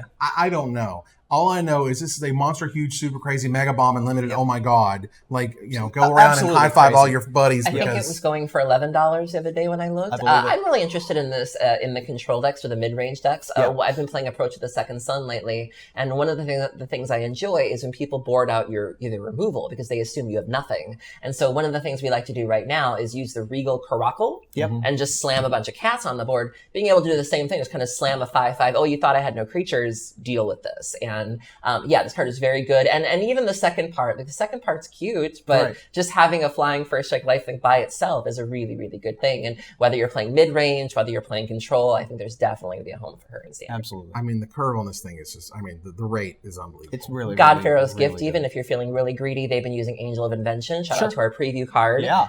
You could even bring that back, and suddenly your Angel's even bigger, and everybody wins. And this card is straight bananas. the hair is what card's gets great. me. Beautiful hair. Oh my God, the artwork is absolutely gorgeous by Chris Ron. Did an amazing job. I mean, you slam this first pick, no problem. You always this makes you want to play white and sealed. This you get is to as good first as you're you going to get to first pick a card that costs you that you can trade for $10 in store credit, and also is probably the best card in your deck. So yeah. Don't be afraid of this one. No. I'm expecting this. If you're facing it, be very afraid. Well, if you're facing it, be very afraid. Yeah. Yeah. This Hope is where you have a eviscerate or something. Yeah. This is because where you hold back the removal. this thing takes over combat. It is a 5-power first striker that also has evasion and also gains you life. Like the things that this thing slices, it dices, it julienne fries, it does all the things that you want for a creature to be able to do. It just needs to get to combat. Yeah. You just need to be able to untap with it and swing in. Mesa Unicorn is a common unicorn. It is a white and a generic mana for a 2/2 lifelink. So it is a bear with lifelink. This card is terrific. Card's good. I like this card. Like it's terrific in that it's great, early, it's great late. Yeah. You always want to play it in your decks. It's medium late, but it's medium it's late. fine. But it's fine. Yeah. It's good. It's fine. I mean, 2 mana 2/2s, like good old fashioned bears 2 mana 2/2s are are good. fine as we know. Absolutely. And to have a bear with upside is a bear with upside. This reminds me of Mesa Pegasus. Yes. Is that? And then wasn't there the one Sacred Mesa where Yeah. you got even more? Yeah, this feels like there's some little callbacks here. Yeah, absolutely. There was no lifelink back in those days in those unicorns. However, to give it lifelink is totally sweet. Can there you was imagine if Sacred Mesa gave you lifelinking? Oh my god. Sacred Mesa was already insane. And then mobilization gave you vigilance on those tokens that you paid for. And this is lifelink would be out of hand. This is another great creature to put dub on, by the way. Immediately gain 4 life starting on turn dub a 3. unicorn? Yeah, Dub a unicorn. I dub thee Sir Unicorn of the Mesa. Absolutely. Lubba lubba, y'all, because this was a card that Do you need a flavor judge for that one? Is there a problem here? The unicorns cannot be knights. Yeah. Come on now. This is ridiculous. Hey, you are valid. If you are a unicorn knight and you are watching this, you are valid. See? Not there's anything wrong with that. Right. Dub all you want. Get dub. You're going to feel real dumb when we do the next set and there's a legendary knight unicorn. That sounds There's my awesome. pie bet right there. That sounds awesome. Well, there was a functionally identical version of this in Ixalan, right? There was a vampire that was a 2-mana There was a 2/2? black I bishop, think or not? so, Yeah, is it bishop soldier yeah. or Something like that. what? Yeah, there was a vampire that was a 2/2 lifelink in black. Okay. I think. Oh no, you're right. No, it no, was it in was white. in It wasn't white. Yeah. The Queen's Bay soldier was in black. That was the black one, which was literally just a bear. And it was there good. was a 2/2 lifelinker. Yeah, and it was good. Yeah, it Bishop. was- I think that was Bishop Soldier is what that Yeah, card was. I mean, you should pick it medium to late. You Yeah. know, you shouldn't pick it early. You don't need to pick it early. And this doesn't have the tribal benefit that the vampire soldier did, true. being a unicorn. If this were a knight, obviously it'd be way up on the list. Night unicorn. But you know, you can You dub know- it and turn it into a knight. That's where I was going. But yeah, 2/2 lifelink probably just good enough by itself. Fair enough. On Sarah's Wings is a Beautiful. super cool card. It is a white and 3 generic mana for an uncommon legendary enchantment aura that enchants a creature. Enchanted creature is legendary, has +1/+1, and has flying, vigilance, and lifelink. Wow. This reminds me of a fixed version of Angelic Destiny, which was the enchantment that Yeah. I think gave it 4/4 and a bunch of stuff. Yep. This seems like a safer version. This also reminds me of a callback to Gift of Orzhova. If you remember the sort of character Yeah. on the balcony with the rainbow wings, this kind of reminds me of a take on that. This is beautiful. I love the art on this. I love what it's doing. Again, if you pair this with something like Danitha, this costs 3. And this just is gross. Yeah. And then it has flying, vigilance, first strike, lifelink on a 3/3 for 3 mana. I'll take it.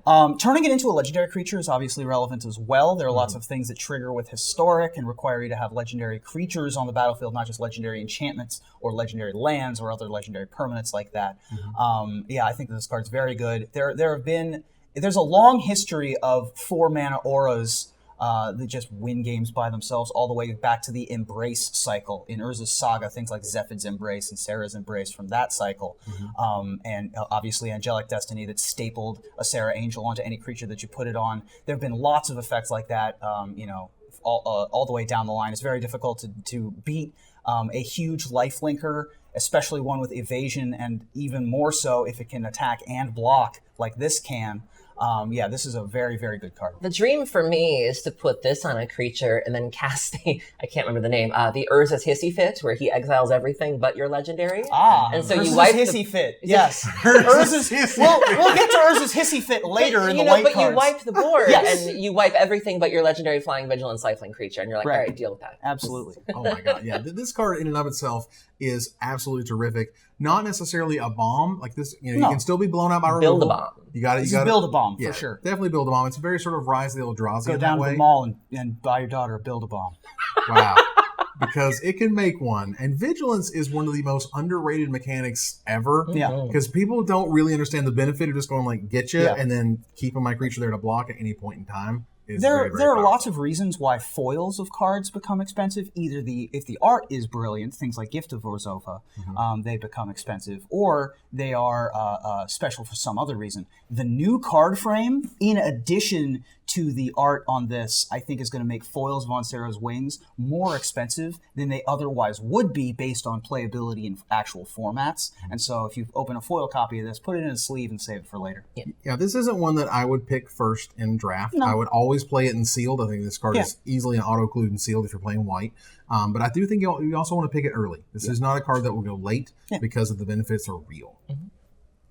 Next up is Pegasus Courser, which is a white and 2 generic mana for a 1/3 common Pegasus, and whenever it attacks, another target attacking creature gains flying until end of turn. Now, there was another white creature that did this. It was from Kaladesh. Yep. It cost 2 mana, and it gave energy, and you had to use the energy when Yep. you attack to do the thing. You don't have to There do have that been, here. there's also been There's the blue one, too. There's also was in Morningtide there was Kinsbale Balloonist, which was a 2/2 that did this. That was a Kithkin. It was 4 mana, right?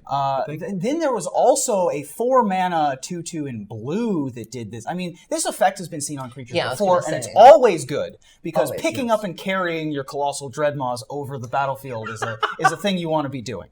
The visual there is just perfect. Let's go. Come on. One thing I'm sad about that is it's not necessarily anachronistic, but it bothers me on like a flavor level is that the Pegasuses and the unicorns don't get the benefit of crested sunmare and the horse benefit. Yeah. Because these are magical horses as opposed to actual horses, and so they don't get to be Give indestructible. me my horse. Yeah. I mean, it's a little sad, but you know what? I'm not a crypto horseologist. Look at this horse. This horse is amazing. It is. Even though they're not calling it one. Look at the course. card. Look back at me. Of course. I'm on a horse. Ultimately, not a card you first pick. A card you almost always include in limited. Because it's great, not necessarily for its power, but because of its ability. So that card in that way is good, but not something you like first pick slam, whatever. You get it medium to late, and you enjoy it. All right, next up, we have Sanctum Spirit, which is a white and 3 generic mana for a 3/2 uncommon spirit with lifelink that says discard a historic card, Sanctum Spirit gains indestructible until end of turn. That being artifacts, legendaries, and sagas are historic. So at instant speed, whether your opponent is aware of it or not, you may be able to turn this lifelinker into an indestructible card. That to me is very, very powerful. Absolutely. I'm really interested in this card. It pairs up really well with a card we're going to talk about a little later in white, but I appreciate a good discard outlet. I love being able to pitch things and being able to pitch things at instant speed, but being able to put things in your graveyard that you specifically want to be there and having there be a really awesome payoff at the end is really relevant to my interest, and I look forward to. Sounds like on brand. Yeah. You're a little on brand there. Yeah, I know a lot of people look at this and they're like, why would I want to discard cards? And I'm like, I can't wait to discard cards. Discard outlets are a very important facet of Reanimator strategies. Which we'll get there's to. a blue-black uncommon legendary that allows you to play historic cards from your graveyard, so you're able to get the benefit of this. We saw that during the pre-release, I believe, in Graham's deck. He was able to take advantage of that. 3-power lifelinker for 4 mana with the ability to protect itself. Even if it's just the bluff, even if you play this card and have 4 cards in your hand, your opponent is loath to try to use a removal spell on it, because all you have to do is discard your useless artifact at that point. We've also seen a couple of ways to rebuy historic effects already. The 2 artifact retrievers, the Elephant and the Archaeologist. Sanctum Spirit is a really, really powerful card in Limited going forward, and I hesitate to see how it's going to see play in Constructed, but it's still a very exciting card for Limited, and it could get there. I mean, we don't know how the metagame develops. So. I mean, you want to pie bet on this one, because I'm not feeling. I don't want to pie bet on this one. Okay, got it. This one is like a low grade for me. I don't think that this one's going to be sipping over into standard, but I wouldn't. I'll say it this way: I wouldn't put money on it, but I also wouldn't be terribly surprised if this one managed to find a way into like a God Pharaoh's Gift deck, into or some the sort of creature we'll get Reanimator to strategy, later, because I'm really or the creature high on we'll get that to later. one. But discarding something for free, discard benefit. colon. I mean, Una's Prowler, Putrid Imp, like these are effects that have seen play in constructed formats before. This one is much more localized. You have to discard a specific type of card, and it's also 4 mana, so it's a little bit tougher to get onto the battlefield than those other cards I mentioned, but it is possible. I mean, if you're in white and you're playing sealed, 100%. Oh, no yeah, question. absolutely. Drafting, I wouldn't first pick it, but I would pick it earlier than later, because again, it is good on its face, because if nothing else, the bluffing factor. Yeah. Like, be confident, turn that thing sideways, and just stare them down. Make them have it. Make them have it. Absolutely. That's what I like to make them do. So, This is a dangerous one to make them have it. If your opponent plays this, and then you untap and have a removal spell in your hand, and you're like, well, my policy is make them have I would it. do it. the If your policy opponent is- has 4 cards in their hand, Yeah. you would just run out your eviscerate Sure would. on this. All right. I don't You know are if- a braver lady than I. I don't know if I could do that. Plus, you also, well, for what it's worth, the devil's advocate of that is that you're making them give up something. They have to give up a artifact. Maybe it's the Weatherlight or something. Yeah. You know, Like, maybe if it's something you're holding on to, well, you need to choose. Do you want that really awesome legendary artifact, or do you want to keep this thing alive? Like, I'll make that Or choice. I'll discard my Traveler's Amulet. Like, that's, I mean, I'd still make him do it. all right. wow. Well, I'm not that bold. But that's okay. All right. Up next is Seal Away, of which we have a very special guest. Let's see who it is. What's up, everyone? It's Justin Parnell from the Commander vs. Series and Think Twice podcast. The card that I want to discuss with Aaron, Ruben, and Evan today from Dominaria is not an expensive sorcery. It's not a wordy 3-part enchantment. It's not even a legendary creature or planeswalker. No, the card that I want to talk about is going to be a staple in Standard for the next 18 months. An all-star in Limited. and it's going to see play in lots of cubes of a large variety.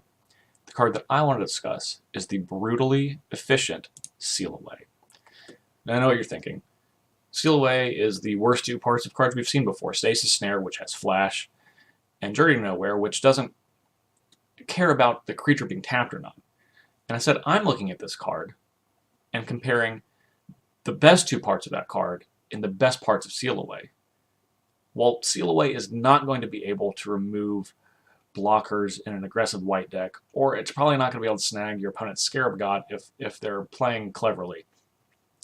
But outside of that, Seal Away's ability to efficiently remove attackers with a very hard to interact with card type in an enchantment, as well as hold up counter magic or draw spells in a control deck, is going to be something we're going to be seeing a lot for the rest of its duration in Standard. Seal Away performs beautifully with the new Azorius Planeswalker, Teferi, Hero of Dominaria, because of course Teferi's ability untaps 2, very convenient number, lands at the end of its controller's turn with its +1 ability. Seal Away also works very nicely with the best sweeper in Standard and Settle the Wreckage. Settle wants you to attack with a lot of creatures, so of course if your opponent knows you have Settle, they only want to attack with 1 or 2. That's where Seal Away comes in. I understand you already have Cast Out, but 2 mana is something that allows you to interact with an Earthshaker Kenra when it attacks on turn 2 without putting it into your opponent's graveyard. Even something like Landmore Elves, when your opponent casts a spell on turn 2 off of Landmore Elves. These are things that are very relevant and are going to happen in almost every matchup. Seal Away is the most effective answer to all of these creatures. Again, enchantment's incredibly hard to remove, and having Flash means you can hold up counter magic, draw spells for as long as you need to. I think this card is awesome. Can't wait to hear what you guys think about it. Awesome. Well, that was super cool. Thank you very much, Justin, for participating in the show. And Seal Away is certainly just an all-star, and I think he really named it correctly. It's a white and a generic mana for an uncommon enchantment that has Flash, and when it enters the battlefield, exile target tapped creature an opponent controls until Seal Away leaves the battlefield. So it really is Journey to Nowhere kind of upgraded. I can definitely see some drawbacks, and that it's not good for aggro decks. It's not good to get rid of blockers. It's good at answering problems. And it is one of the best removal spells printed, I think, in many years, just because of how efficient it is. Like, we see these types of mana costs, we don't necessarily see this type of efficiency. Yeah, absolutely. Yeah, right now the control decks are really leaning on Essence Scatter to deal with creatures in the 2 drop, but in the 2 slot, but that really requires you to have Essence Scatter in hand, mana in hand. Sometimes it doesn't work out that way, but being able to draw this to sort of, clean up the things that you missed is really, really great. The City's Blessing is still a thing, so this counts towards permanence for that if that's something you're really gunning for. And he kind of touched on it in the video. Aggro decks are already kind of scared to attack into you because of Settle the Wreckage. So a lot of times they'll get cute and just attack with like 1 or 2 things, and you have an answer for that too. And so it's very flexible. It's very clean. I know for a while there were conditions to this. Like there was Silk Wrap, where it had to be like, 3 or less, and then you had the other one that was like 3 or more. And this one just really isn't bound by that. And so you can really get rid of anything. Waiting until something is tapped. This is a great way to get rid of gods, which have always been a problem in Standard for a while. And I really appreciate the way that they're coming up with answers for problem cards in many colors, as opposed to doing the Solemnity thing of, well, we gave you an answer in 1 color, and this is just one tool that we're seeing in this set to deal with problems that we've had for a while with regards to certain creatures. Also really great at dealing with 1-drops, like Justin mentioned. Dealing with a Landwar Elf, dealing with the 1-drop that's in those God Pharaoh's gift decks that mills you, that I'm... Minister of Inquiries. Minister of Inquiries, thank you. Being able to answer something that, you can't Essence Scatter. And again, obviously the exile part with being able to get rid of the various Kenras and other creatures that have effects from the graveyard is a huge deal. So yeah, Seal Away, 100% agree with everything that Justin said. I think that the amount of damage that the Scarab God is going to have dealt before this card was printed, and then after this card was printed, very, very much lower. Yeah, I mean, the Scarab God doesn't necessarily have to tap to do anything, but certainly Hazoret is going to get sealed away quite a bit. Yeah. Oh, yeah. So. Which is great. I mean, you need those type of really clear, efficient answers, and it's no fatal push, if you are, but in terms of standard viability and standard power level, and for God's sakes, play every single one of these you can possibly get your hands on unlimited, because this card's amazing. This is an all-star of the set and one of the best cards in it, I feel. Right. I'm glad that it's not Fatal Push, though. I think Shaheen kind of touched on this at one point where, we've sort of been leaning on Fatal Push for so long that people really don't know what to do if it's not Fatal Push. push. And so, giving people other tools to maybe they can wean themselves off of fatal push, I think is a good thing. Also, quick reference to the flavor text here with Nemesis being referenced, one of the least popular Magic sets in Magic's history. On one of the best cards in the set. On one of the best cards in the set, for sure. All right. Sergeant at Arms is a white and 2 generic mana 2/3 common human soldier that has kicker of a white and 2 generic mana. When it enters the battlefield, if it was kicked, you create 2 1/1 white soldier creature tokens. Now, this is interesting in that you'd pay 6 mana for a 2/3 and 2 1/1s. Okay. Yeah. They're not knights. No. That's a little weird. Knights They get the explain glory. that, Soldiers get things done. I have to say though, as a faithful devotee of Beyonce, I'm gonna have a really hard time playing this and not singing "Soldier" in my head. Like, I need some soldiers in here, and just playing on my soldier token. This is a great way to use your Ruben Bressler Magic Mike's tokens. Absolutely. Because I get things done. Knights get Because the when glory. you think soldier, you look at Ruben Bressler. Oh yeah, no, definitely I'm ready to go. Sergeant at Arms is a good use of your charges. Yeah. Making 3 bodies for 6 mana is no joke. You're probably playing this as a blind phantasm most of the time. 2/3 for 3 because it stands in front of all those good 2/2s that we referenced earlier. But later in the game, you're able to kick it. For 3 mana, 3 costs with 3 kicker, have a long history of being super playable. All of the battle mages, most of the battle mages had a 3 mana kicker, where typically that was what you wanted. Sentinel Wood Readers also comes to mind as an effect that was good on turn 3, but better on turn 6. This is probably better question on turn 3 than turn 6, but later in the game it fills out the curve is basically what we're talking about. And being the 2 1/1 white soldier tokens probably aren't going to push you over the top by themselves, but if you have some way to support them, be it charges, be it another Glorious Anthem kind of effect, Sergeant at Arms is going to be good. The knight from earlier, the 3 white knight that boosts things. +1/+1. There you go. Yeah, but Alice Captain is terrific with this, and the idea essentially is that it's good on turn 3 and it's good on turn 6 is what pushes it over from being like to being like decent. Right. It's good. This is a card I'm happy to play in all my sealed decks. I'm happy to take it mid to late in draft, and I'm not embarrassed to have multiples. Right. I think that a 3 mana 2/3 with no ability is pretty bad. A 4 colorless white 2/3 that makes 2 1/1s, also pretty bad, but both stapled onto one card, giving it that mobility is very nice. That reminds me sort of the charm cycle stuff. Yeah. Where charms by themselves, but when you have all the different modes, when you have this ability when you to have a menu of options, it's much better. it gets much, much better. Next up is Sarah Angel. There she is. Oh, baby. 2 white, 3 generic mana for a 4/4 flying vigilance. Uncommon.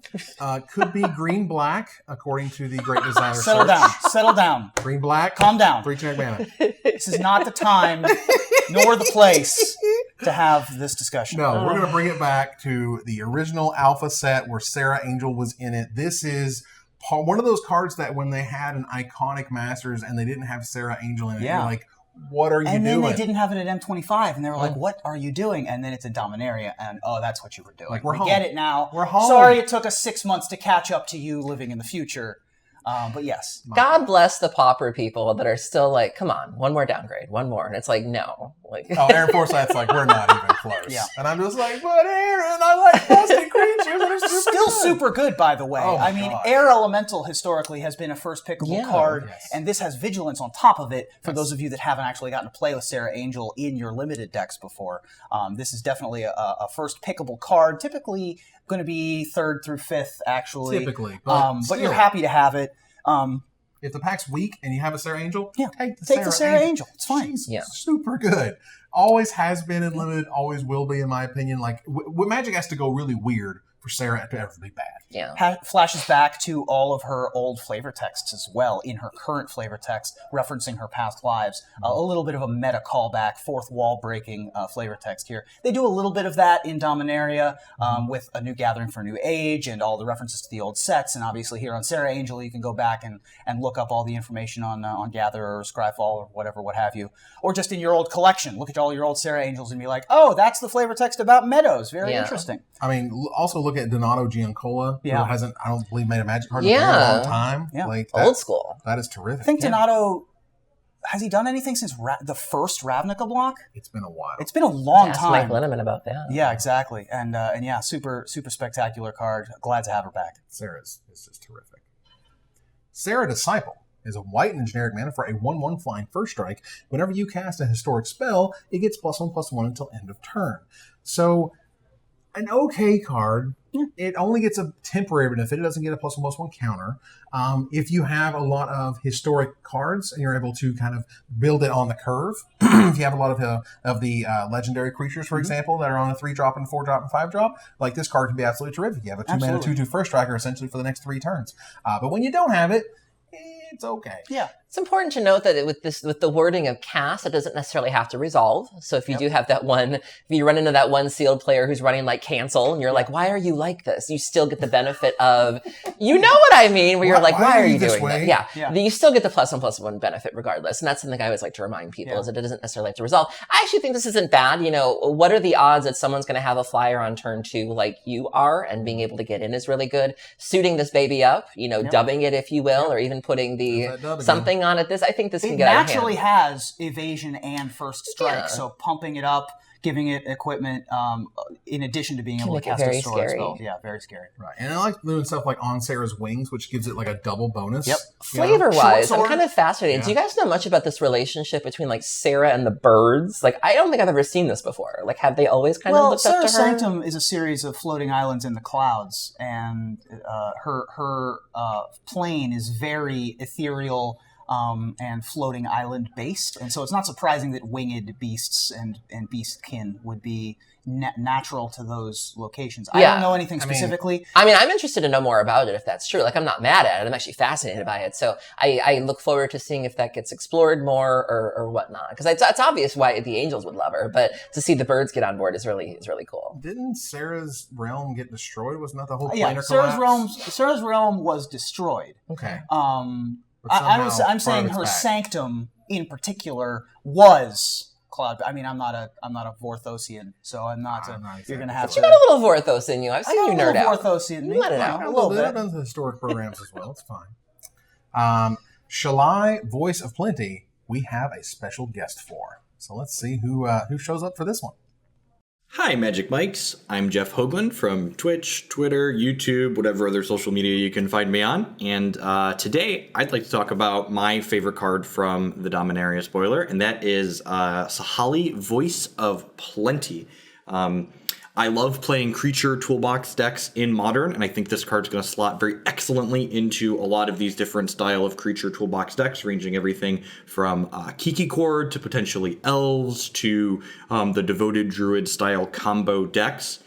First and foremost, the stats on this card are very reasonable. A 3/4 flyer for 4 is something that's decent in the Modern format in general. It blocks cards like Mantis Rider. It also blocks a lot of other aggressive creatures that decks can put into play. And then past that, it has a lot of really relevant text in its abilities. So you, planeswalkers you control, and other creatures you control have hexproof. So in these creature combo style decks, Sahali provides protection for your combo pieces as well as your own health total against decks like Burn and Valakut decks. So for instance, your opponent can't kill you with a Scape Shift into a bunch of mountains until they take the Sahali off the table. Against a deck like Burn, in addition to protecting our own health total from burn spells coming at us directly, because the common burn removal spell like Searing Blades requires targeting a player, Sahali also protects our creatures from that card being targeted by them. And past all of that, I mentioned that I think this card would be very good in a Devoted Druid Vizier of Remedies style shell. And the reason for that, past protecting that combo, is that final line of text there that looks kind of expensive on the surface in a fair game of Magic that pay 4 green to put a 1/1 counter on every creature you control. When you have arbitrarily large amounts of mana with a Devoted Druid plus Vizier of Remedies, this card is also a payoff for those two as a combo.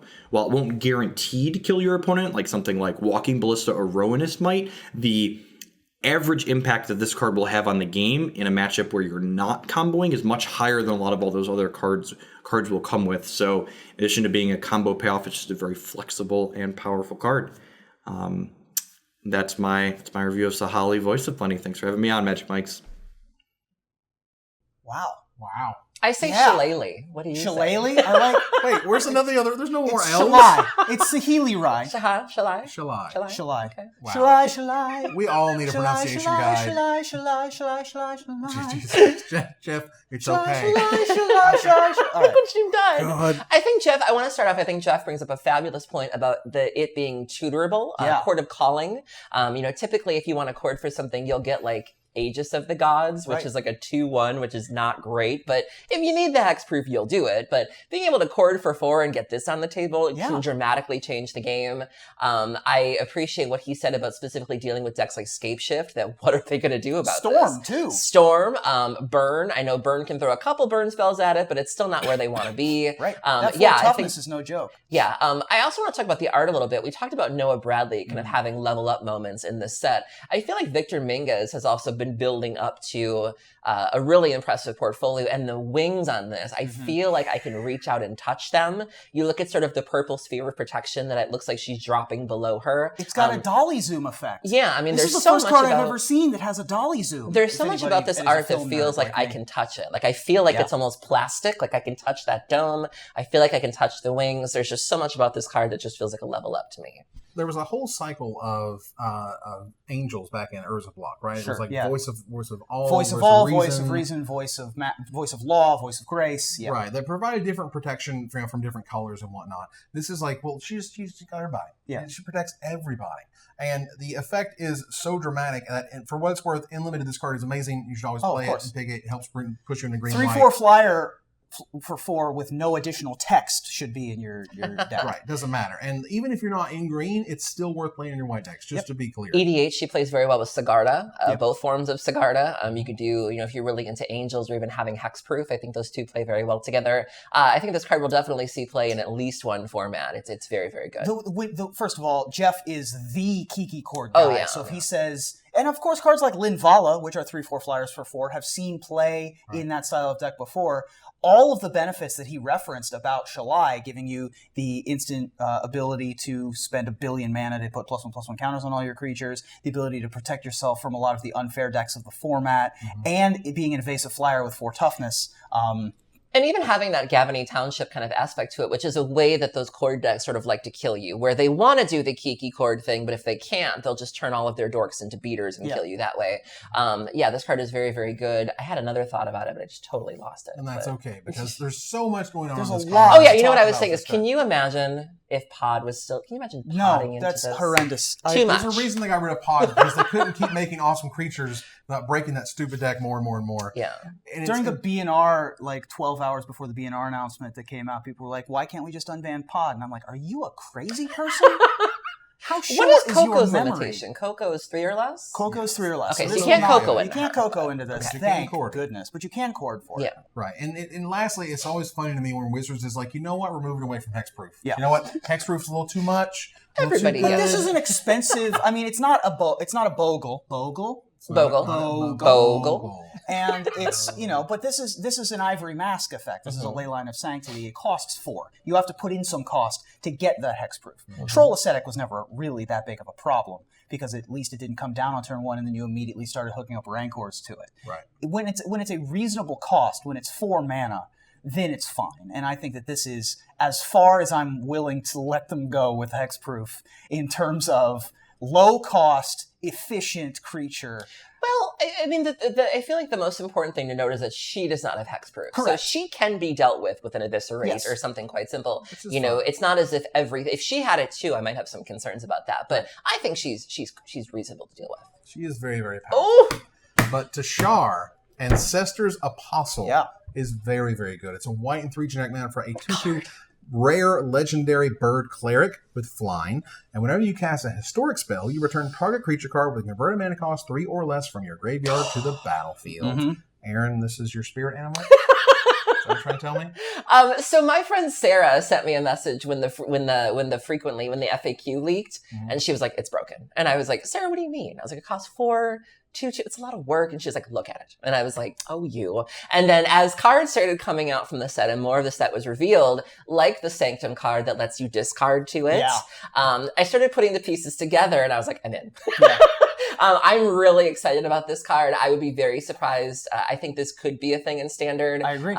Even possibly older formats. 3 or less tends to be sort of the dog whistle for older formats because most of what you're doing costs 3 or less. And so I think there are some really neat ways to do things with this card, and I'm very interested to try, and I'm really excited about this card. Yeah. Just run a bunch of artifact creatures that cost 3 in your deck. Important to note again. The Howling Golem, for example, is a perfect card with this in any limited format. You're definitely first picking this, by the way. It's important to note again, like I said, whenever you cast a historic spell, the spell doesn't have to resolve. So they can counter what you're casting. You're still getting that reanimation effect. And so I think there's some really neat things to do with this. And the art is beautiful too. Again, sort of the bird cleric. The bird wings kind of rivaling almost the angel wings, just in terms of beauty and glory. And you see it kind of reminds me of Restorational Angel a little bit, and sort of that view of like it either landing or rising and the grass kind of blowing as it does. And I'm so excited about this card. I'll admit I'm not quite as excited about this card personally because I think it's a little fragile. I think 4 mana for a 2/2 is not that sort of impactful in terms of like putting on a clock on your opponent. That's not what we're paying for. You have to have stuff in your graveyard that makes a trigger. I think Mox Amber could help trigger this really easily, which would be great. If there's any sort of looting effect that you can cast on turn 3 to be able to put a creature with with an artifact creature with converted mana cost 3 or less into your graveyard, and then go Teshar into Mox, which immediately turns the Mox on for white mana, which you can later use for something else, immediately triggering something from your graveyard. This has combo potential. In Limited, it is going to be less easy to put together that puzzle, but your opponent is also going to have less instant speed removal. Right. And so I think that Teshar is going to have a chance to shine in both of those formats in different ways. I mean, even just looking at all the creatures we've looked at so far, how many cheap, the 3/1, the Pegasus, when you're playing a game of Sealed, the game might go long and those things might just end up in your graveyard naturally. You don't even necessarily have to try to fill your graveyard, but, being able to drop this and if you're running enough historic spells, you can just sort of rebuild what you've lost. And, I think there are times where you don't even have to try to fill your graveyard, which is what we've learned, this new blue-red God Pharaoh's Gift deck that we're seeing doesn't even really run any discard outlets. It's just an aggro deck that happens to go long. And if they deal with everything, you play that on turn 7 and pick up where you left off. Right. And so whether you're trying or not, there will be things in your graveyard. There's a card in this set that's a reprint from Urza's Destiny called Rescue that we're going to talk about in blue. And I think that the blue-white deck is going to be very important. That is going to be a historic trigger deck. And I think Rescue is going to be a big part of that. And the reason why is because Rescue is going to be able to wheel a lot. It's exactly like Charge. There are archetypes that very specifically want Charge, and most of them don't. Rescue is very similar. And the blue-white Flyers historic trigger deck, I think, is going to be one that you really want to be rescuing your cheap artifacts to re-trigger your historic cards. And that's really going to help Teshar. Right. I mean, essentially what I would note is that in constructed formats, you want a combo potential. Yes. In limited formats, you just want card advantage. So between those two things, it's not like this is unplayable. Yeah. It's not even that this isn't first pickable. You just have to have a very clear sort of idea where you're going. I might even EDH this, and I'm not a mono white girl, but I would totally play this. Oh, for sure. Maybe for Brawl. Yeah, absolutely. Brawl was a great idea. Congratulations, Wizards. I just learned the other day that Brawl's a 60-card format. Oh my God. I was building decks, and I was like, why am I getting an error message? And I was like, oh. Right. So for the first time in about 15 years, 17 years? Longer than it's been since Urza's Legacy. Well, Urza's Legacy had a card called Tragic Poet, just like Dominaria does. Oh yeah, the first and only reprint of this card. It's a 1-white 1/1. It is a common human that says tap, sacrifice a return target enchantment card from your graveyard to your hand. And we've already seen some very powerful enchantments, whether they be sagas, whether they be enchant creatures, in terms of auras. This card is really cool. I love the fact that it comes back from Urza's block. Like, this is the first reprint of a card made almost 20 years ago. Yeah.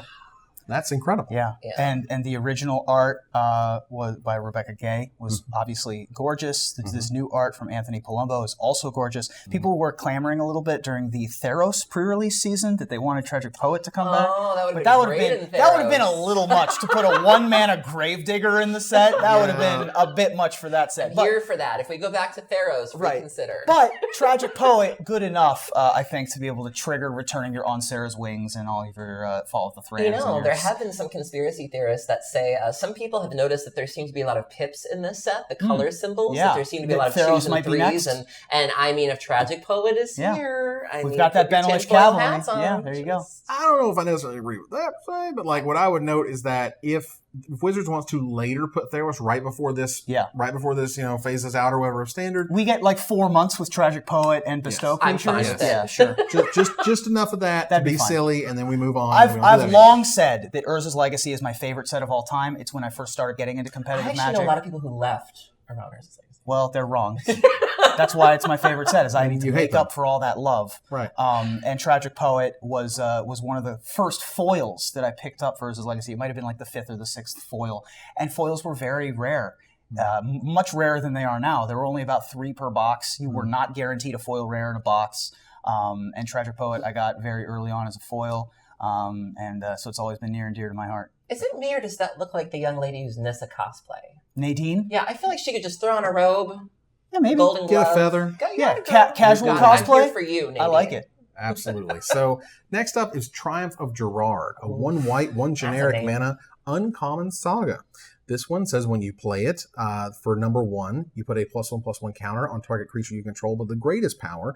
For number 2, you do the same thing. And for number 3, finally, target creature you control with the greatest power gains flying, first strike, and lifelink until end of turn. Wow. 2 mana. Wow.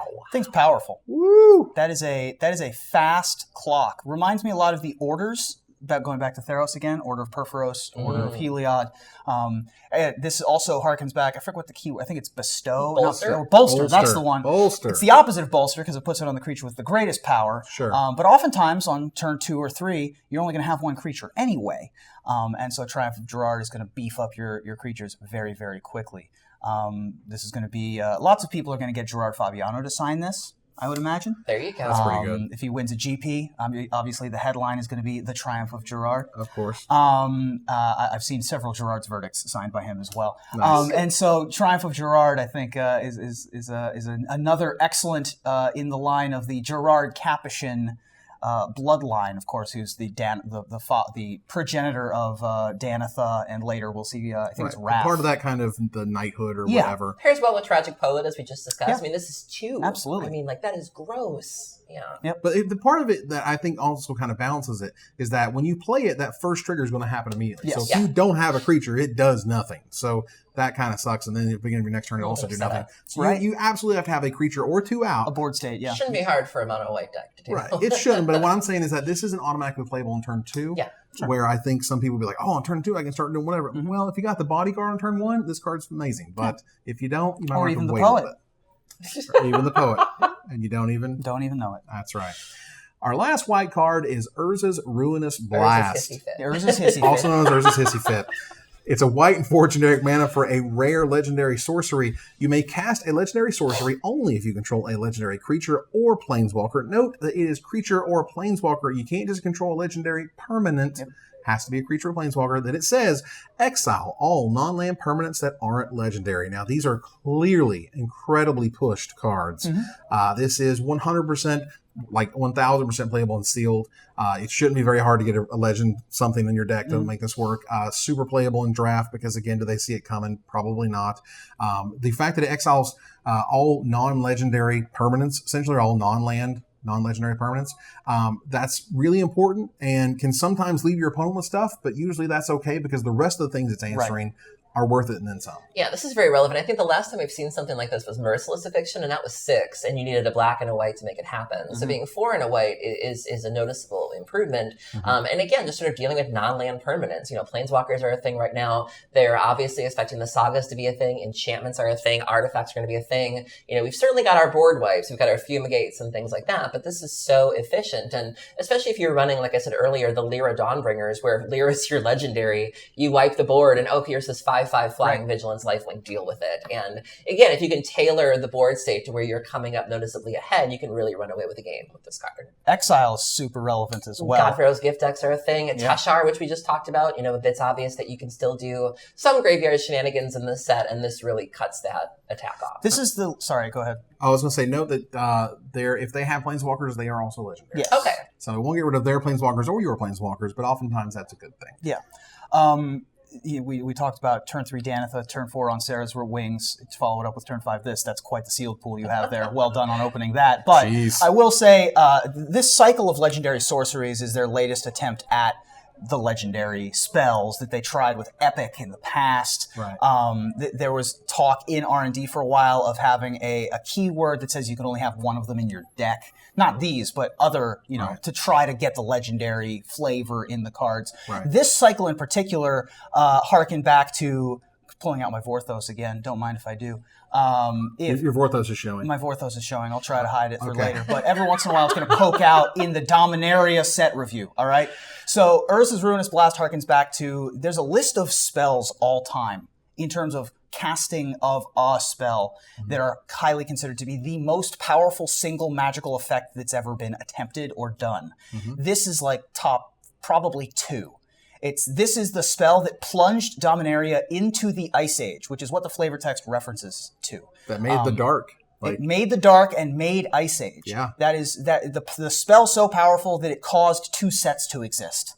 Right? It's this, and then there's like the world spell that Fey Release cast, and then there's like the mending that happened, and I think that the shard convergence, the conflux, I think was another one that's on that list of like top 5 all-time most powerful single spells. For a second. So are you saying, and I didn't know this, so I'm asking just to know, so you're saying Ice Age and Cold Snap happened here? Yeah. So he now all the ice is melted. He caused a magical nuclear reaction that plunged the planet into nuclear winter, and that's what caused the Ice Age. Okay, so all of that essence melted away. Correct. And now, I didn't know that. Okay. Oh yeah, I mean this is the ultimate hissy fit. I don't know if you knew that. This is the hissy fit to end all hissy fits. I've been there. Urza was a powerful dude. Yeah. Yeah, and this is a very powerful spell, and this is a very cool set, and we appreciate you guys hanging out with us to talk all things white cards for Dominaria.